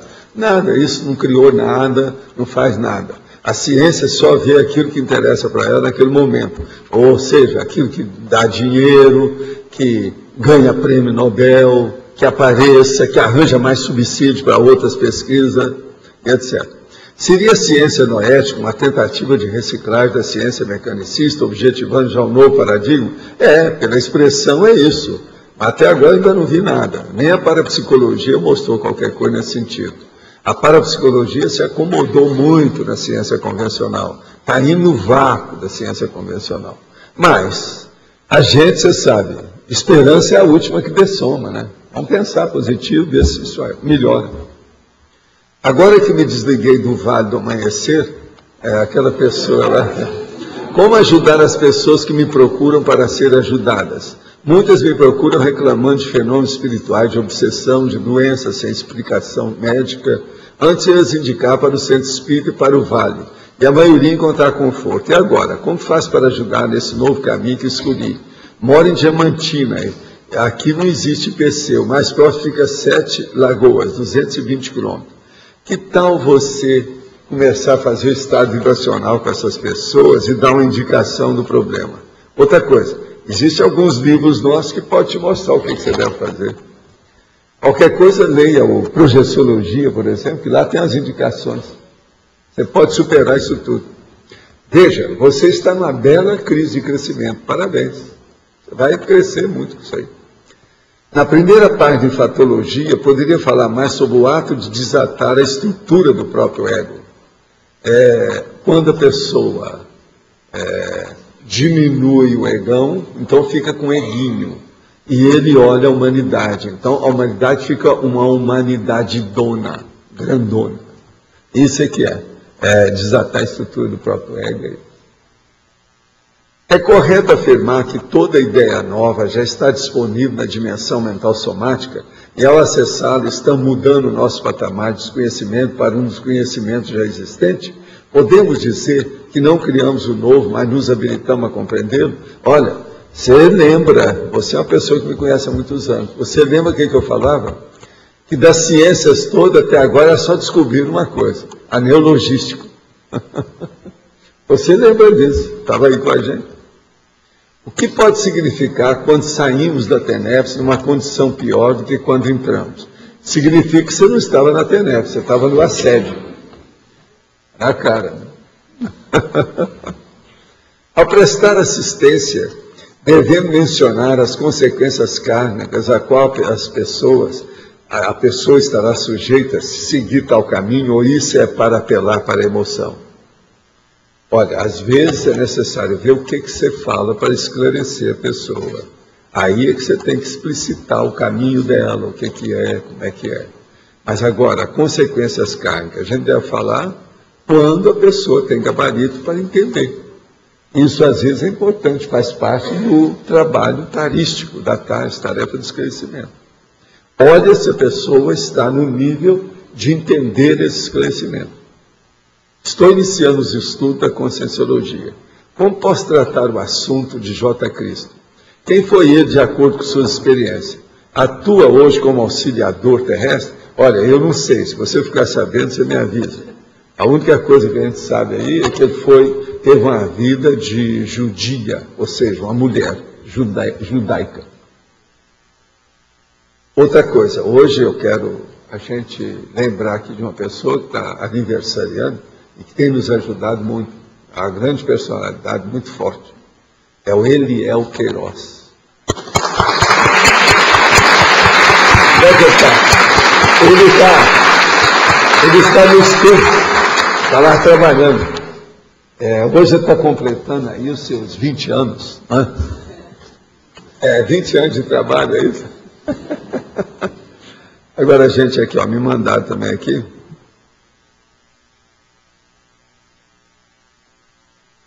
Olha só, alguém me mandou um negócio aqui. A sua verdadeira gatinha, que é a Cacá, quer dizer, a Cristão, está ouvindo a sua voz aqui no computador e por isso saiu do sofá e veio fazer carinho no meu notebook. Miar e amassar na tela.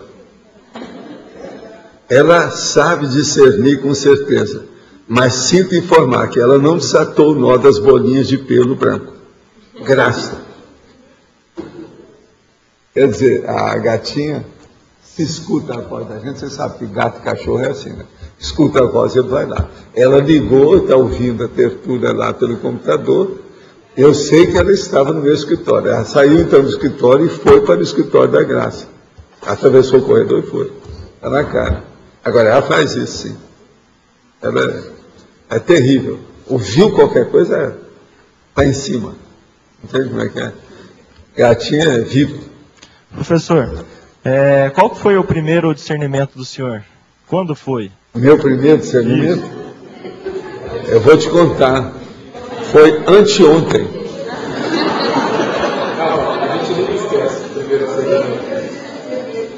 Foi anteontem. Eu estou vendo na exemplologia aqui, não é uma coisa tão simples. Não foi anteontem, faz uns 10 dias, foi quando eu escrevi isso aqui, né? Então eu tenho que falar que foi de algum tempo. Estou errando, estou mentindo. Deve ter sido há um mês aí, mais ou menos, por aí. Foi quando eu escrevi isso aqui. Eu imaginei outra coisa, sabe? Imaginei que você ia falar pelos 2 anos de idade. Não, eu estou agora trabalhando aí no meu segundo discernimento. Não está sendo fácil. Agora, esse eu não vou falar para você. Eu vou perguntar para você. Qual é o seu segundo discernimento? Porque o seu primeiro, você já domina isso há muitos anos que eu te conheço. Eu quero saber o seguinte, e o seu segundo, qual que é? Pois é, qual que é, professor?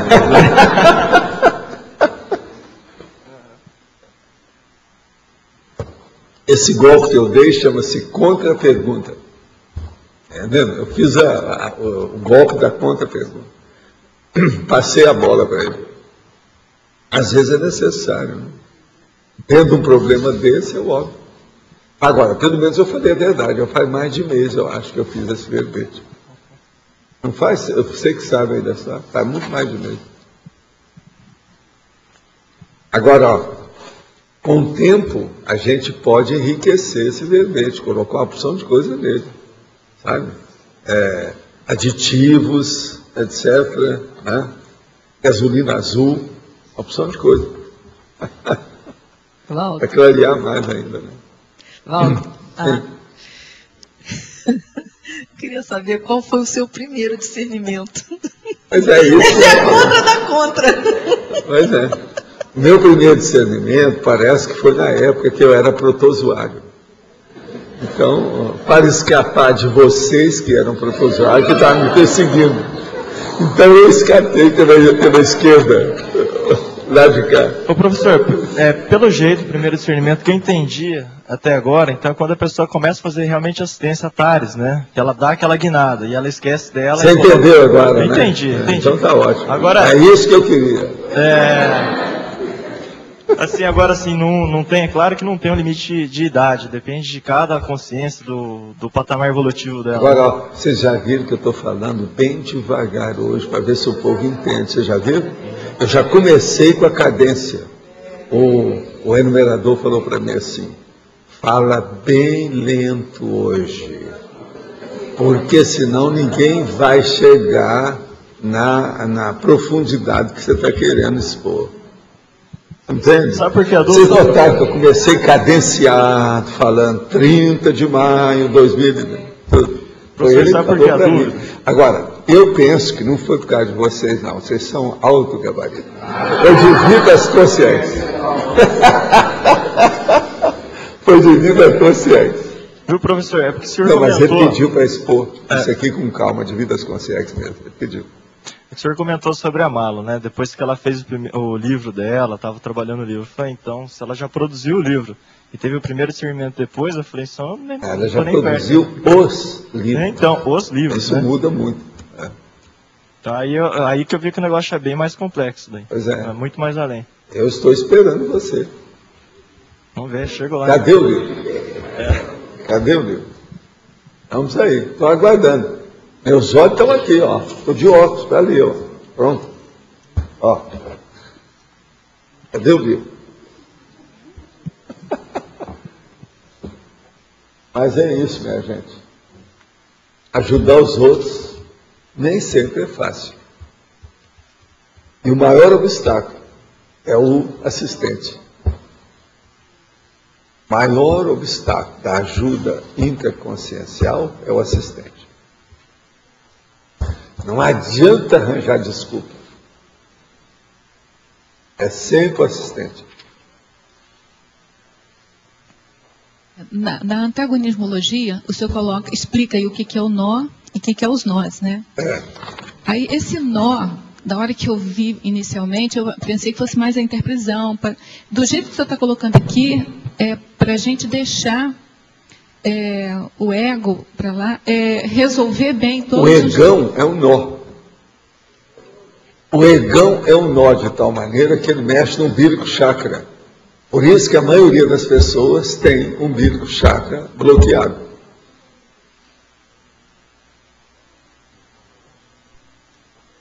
Pois é, mas né? O problema maior sempre é egóico.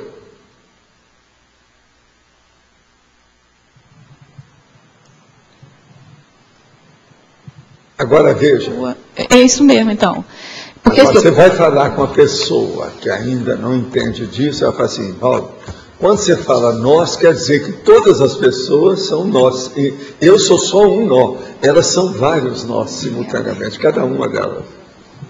É assim que o povo pensa.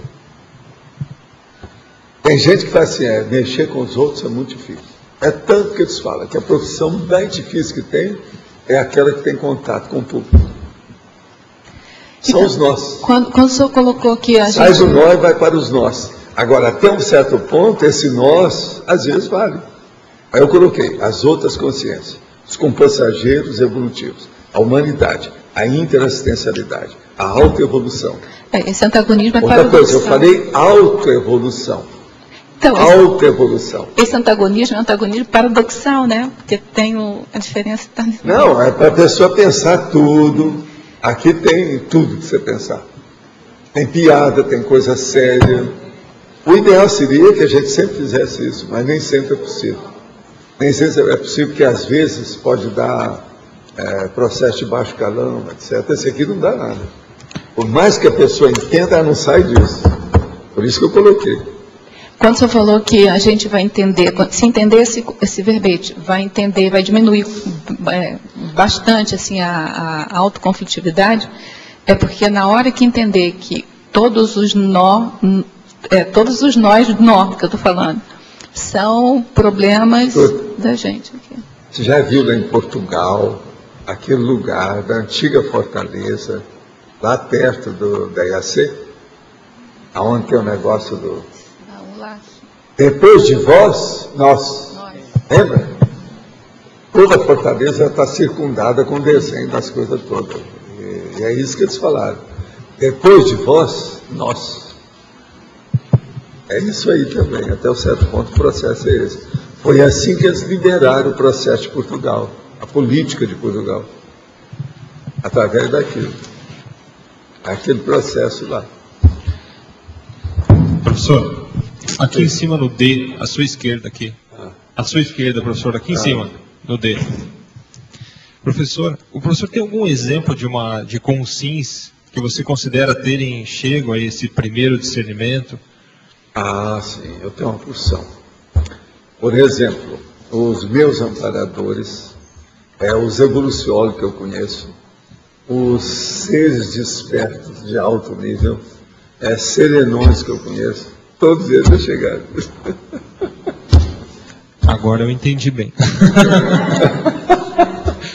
Então, por exemplo, se a gente pegar mesmo algumas consciências que foram completistas, vamos dizer, na TACOM, como o caso de Chico Xavier, esse pessoal todo, eles ainda não chegaram. Esquece isso, nem chegaram aí perto. O Chico nem falava a verdade, presta atenção. Nunca deu uma aula. Nunca assumia nada assim sério. Outra coisa, vivia de pendurado nos outros, coitado. Era um jeito para criar a imagem de santo. O professor acha que... Mas para ele, aquilo era o máximo. E a gente tinha que dar de mão, era isso que ele queria, vamos ajudá-lo. O professor acha que a questão de pegar pela escala evolutiva ali, a proximidade com a desperdicidade está relacionada a pessoa chegar também a esse primeiro discernimento? Olha, uma pessoa que começa a entender isso bem é quem já tem o OFIEX.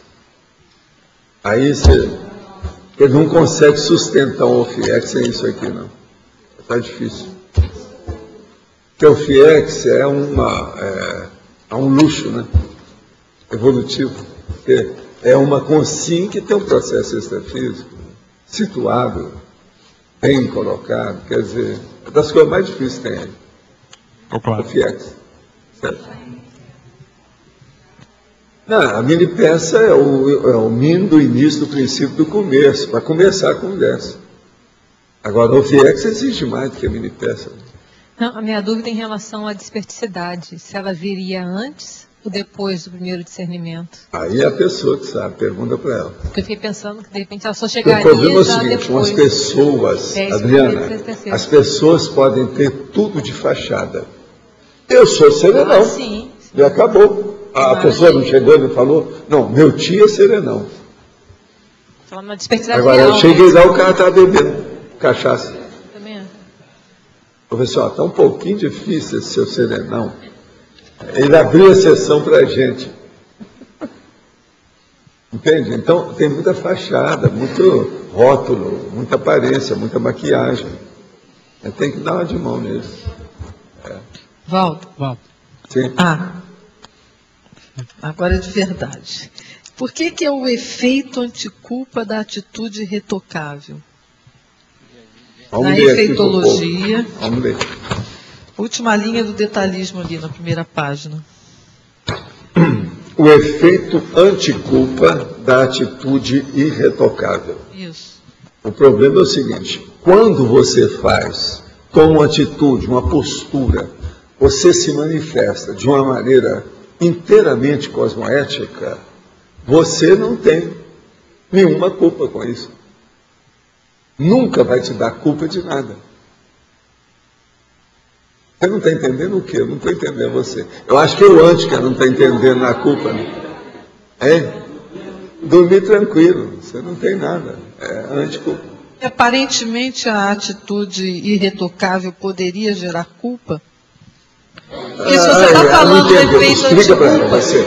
Dá uma de... Gente, eu entendi isso. Espera aí, quando ele fala anticulpa... Espera aí que uma voz mais forte vai falar, depois do Camões. Irretocável do ponto de vista moral, essa é uma expressão muito utilizada. Quando a pessoa foi totalmente de acordo com a moral, no nosso caso, com a cosmoética. Quer dizer, não tem nada que mexer, é irretocável, não tem que modificar nada. Se ela foi de acordo com a moral, ela não tem o sentimento de culpa, remorso, vergonha, que são chamados de sentimentos morais. Então, quando a pessoa age de acordo com o que ela considera como correto, no caso a cosmoética, não surge o sentimento moral, que no caso seria a culpa. Então, ela não se sente culpada, ela está tranquila. Então, aparentemente, essa atitude retocável pode parecer para os outros de outra forma, é isso? Não tem jeito. Para os outros. Irretocável acabou, não tem retoque, não precisa de retocar, não precisa de consertar nada. Ela é perfeita dentro daquele momento evolutivo. E fim de papo. Enfim, é uma condição sem jaça. Ela não tem mancha. Você está vendo? Ser judia não é fácil, a gente custa entender certas coisas. Você está entendendo? São muitos milênios a pessoa pensando daquele jeito. A irretocabilidade. Pensa nisso. A sua dificuldade parece que é essa. Irretocabilidade. Aqui atrás da Grace. Agora você falou dessas consciências também. O que seria o principal que elas teriam que pegar de ideia para entender essa questão do primeiro discernimento? O que era o mais que você viu nesse grupo de consciências? Seria o mais importante. Nesse grupo de consciências que você observou, que o enumerador te falou, que estava presente. Não, o problema que ele queria pelo seguinte, vamos dizer, a sutileza do processo que nós estamos falando, com palavras simples hoje, exige que a gente falasse com calma, falasse mais. Vocês veem que eu peguei e vi vários aspectos da questão, tornei a voltar, tornei a falar. Eu li até coisas sobre o princípio que está aqui. O verbete já foi feito assim, magro, de propósito, para ficar só as palavras básicas para o povo entender. E outra coisa, você tem que entender o seguinte, nem toda consciência que chega aqui entende o nosso português certinho do jeito que a gente está falando aqui. Eles não têm a mesma capacidade, às vezes, de escutar essa palavra que eu estou falando aqui agora. Então ele me pediu, fala mais, com calma, que você vai ajudar mais o povo todo hoje, que esse verbete vai exigir isso. É tudo paradoxal aqui hoje, tudo. Primeiro, ele tem só 3 páginas. É um domingo, quase sempre tem mais gente, está cheio de gente aí. É tudo interessante o negócio, como é que caiu tudo em cima do lance. Mas, Valdo, e qual ponto que você acha que seria o mais importante para essas consegues pegarem? O que seria? Porque ela vai ressomar, ela tem que entender. Não, todo que ele está falando é gente que está no curso intensivo. Mas qual é o ponto mais importante do assunto? Entender isso. A própria interespecialidade. Essa questão, por exemplo, você falou da anticonflituosidade, de que aquilo ali diminui. Seria essa questão que você... Primeiro ela entender o que a gente está falando, o que vocês estão falando. Não, mas eu primeiro entendi. É isso. Mas é entender o mínimo. O que significa essas palavras? O que nós estamos falando? Entender o que seria para a Consex o mais importante e para a Consim. Eu quero entender o que seria de diferente. Tanto faz um quanto o outro. O processo, tanto para a Consim como para a Consex, tem dificuldade em entender isso. Eu sei. E outra coisa, a tendência das pessoas, Consims, quando a gente fala uma coisa dela, fala, não, isso aqui está muito simples, eu entendi tudo. Entendeu nada. Você vai espremer, assim, então escreva sobre isso. Você sabe que eu já fiz isso tudo, é difícil. A maioria não entende, cara. Não. Sim, é por isso que eu estou te perguntando, eu sei. Por isso que você falou. Não, fala cadenciado, tudo com calma. Hoje eu comecei falando, tudo cadenciado. Alguém aí deve ter olhado, deve ser igual aquela mulher, quando nós estávamos lá na outra sala, que uma vez falou, não, você ontem estava muito nostálgico. Assim, a vovozinha, vai bem? Eu falei mais devagar, com calma, para expor igual hoje. Hoje deve ter gente aí, então, que vai sair e fala assim, o Valdo está muito nostálgico. Hein?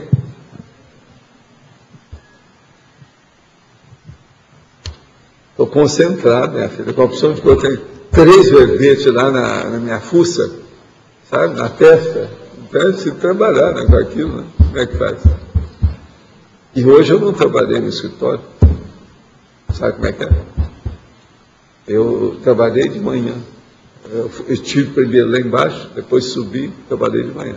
Eu não trabalhei no escritório essa noite. O meu cunhado estava dormindo lá. Entende? Por isso que a gatinha foi para lá e por isso que ela está atrás de mim. Saiu da rotina dela. Ela exige mais a rotina do que eu, você está entendendo?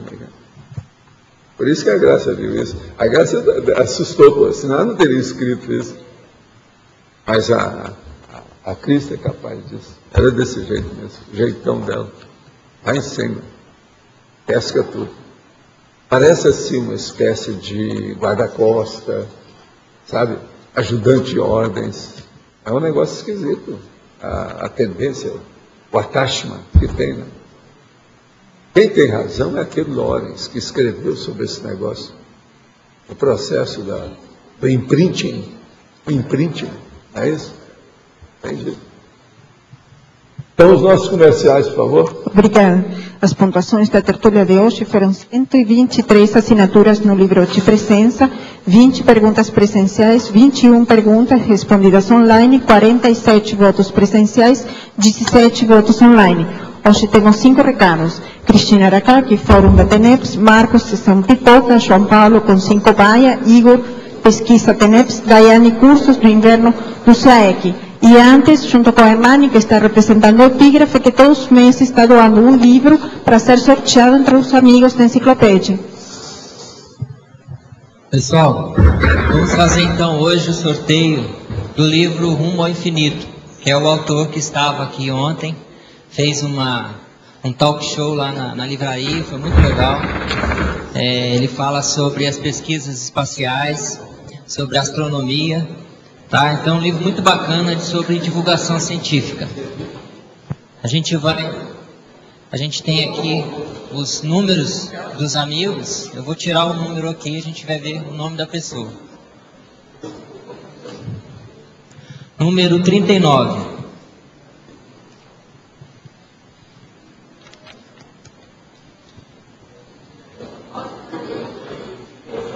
A Sindex. É um amigo que é o grupo. Então a gente vai passar para o pessoal da Sinvex, aí vocês escolhem aí o que vocês vão fazer com o livro. Bem, boa tarde a todos. Eu gostaria de reforçar o convite aos tenepsistas para participarem do 6º Fórum de TENEPS, terceiro encontro internacional de tenepsistas, que ocorre ao final desse ano, aqui em Foz do Iguaçu, com os seus trabalhos, com as suas experiências. Então, o prazo para a chamada de trabalhos está estendido até o dia 30 de junho, daqui a um mês, e os trabalhos, então, podem ser encaminhados para o seguinte e-mail, forumdateneps@gmail.com. E maiores informações sobre o evento vocês conseguem também através desse e-mail. Obrigada. Gente, então, é só para reiterar, conforme a gente avisou ontem pelo discernimento, hoje não vai ter sessão pipoca, tá? A gente espera voltar semana que vem, a gente está no processo aí de resolução de problemas e tal, de regularização, tá? Obrigado. Boa tarde, venho falar aqui em nome da Consus sobre o Consim Cobaia Voluntária, que vai ser realizado aqui no CAEC, em Foz do Iguaçu, nos dias 2, 3 e 4 de julho. É um fim de semana e vão ser realizados 10 Consins Cobaias, mas são 30 vagas. E aqui eu estou com o Igor, que já foi Consim Cobaia algumas vezes, para dizer um pouco da experiência dele sendo Consim Cobaia.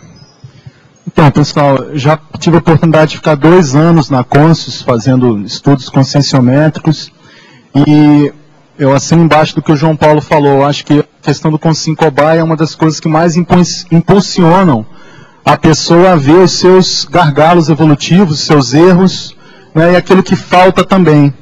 Então, eu acho que o resultado do Consim Cobaia, ele é um insumo muito importante para a pessoa construir o código pessoal de cosmoética, né, baseado justamente nesses trafares e nos trafais, né. E observar, a partir dessa manifestação mais trafarística, as oportunidades que ela acaba perdendo, para fazer com que ela não passe por isso depois. Então, eu acho que é um dos maiores instrumentos que a gente tem hoje aqui na Cognópolis para alavancar o processo evolutivo da Consim. Então, só lembrando, dos dias 2, 3 e 4 de julho, mês 7, as inscrições estão no CAEC, o convite é feito para os tertulianos, para os teletertulianos, e aguardamos a todos. Obrigado, boa tarde. Bom, pessoal, estamos aqui para lembrar a todos da pesquisa online sobre TENEPS. A gente está reforçando agora a divulgação, estamos construindo um material que vai ser divulgado em todas as ICs, né? Já tivemos aprovação na Unicim e também no Conselho das ICs. Então fazemos uma convocação geral a todos os tenepsistas que acessem o site do CAEC, na página principal, ao centro, embaixo, escolha o idioma, leia as instruções atentamente, faça o download desse formulário, imprima ele no papel, faça a sua autopesquisa, né, a autotenepsologia, responda com calma e depois volte ao site para colocar lá as suas respostas, né. Nós vamos continuar com essa pesquisa ainda por um bom tempo, mas é interessante que as pessoas comecem já a fazer essa autopesquisa. Algumas perguntas, elas provocam realmente uma necessidade que a pessoa vá consultar os seus registros de TENEPS, né, fazer o seu inventário para responder, o que é muito positivo. Nós agradecemos de modo antecipado todos aqueles que vão participar dessa pesquisa. Obrigado. Pessoal, boa tarde. Então, eu estou aqui em nome do CAEC para lembrar a todos sobre os cursos de inverno que vão ocorrer em julho, aqui em Foz do Iguaçu.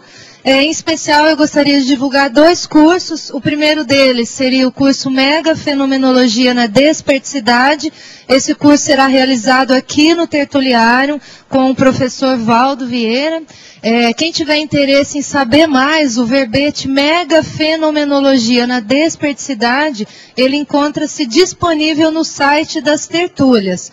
O segundo evento será a terceira jornada da Parapercepciologia, que ocorre do dia 16 a 18 de julho. Esse curso será realizado em 3 dias e reúne vários pesquisadores. Serão realizadas 6 conferências, 7 apresentações e mesas de debates, 17 pesquisas inéditas publicadas na revista Consciência e o debate sobre cientificidade parapsíquica. Quem tiver interesse, basta acessar o site do CAEC e toda a programação do evento encontra-se disponível. Só lembrando que os descontos promocionais eles irão até o dia 15 de junho. Então todos estão convidados. Obrigada. O verbete eleito para amanhã é preço do ideal, especialidade ortomaturologia. Obrigada e boa tarde a todos.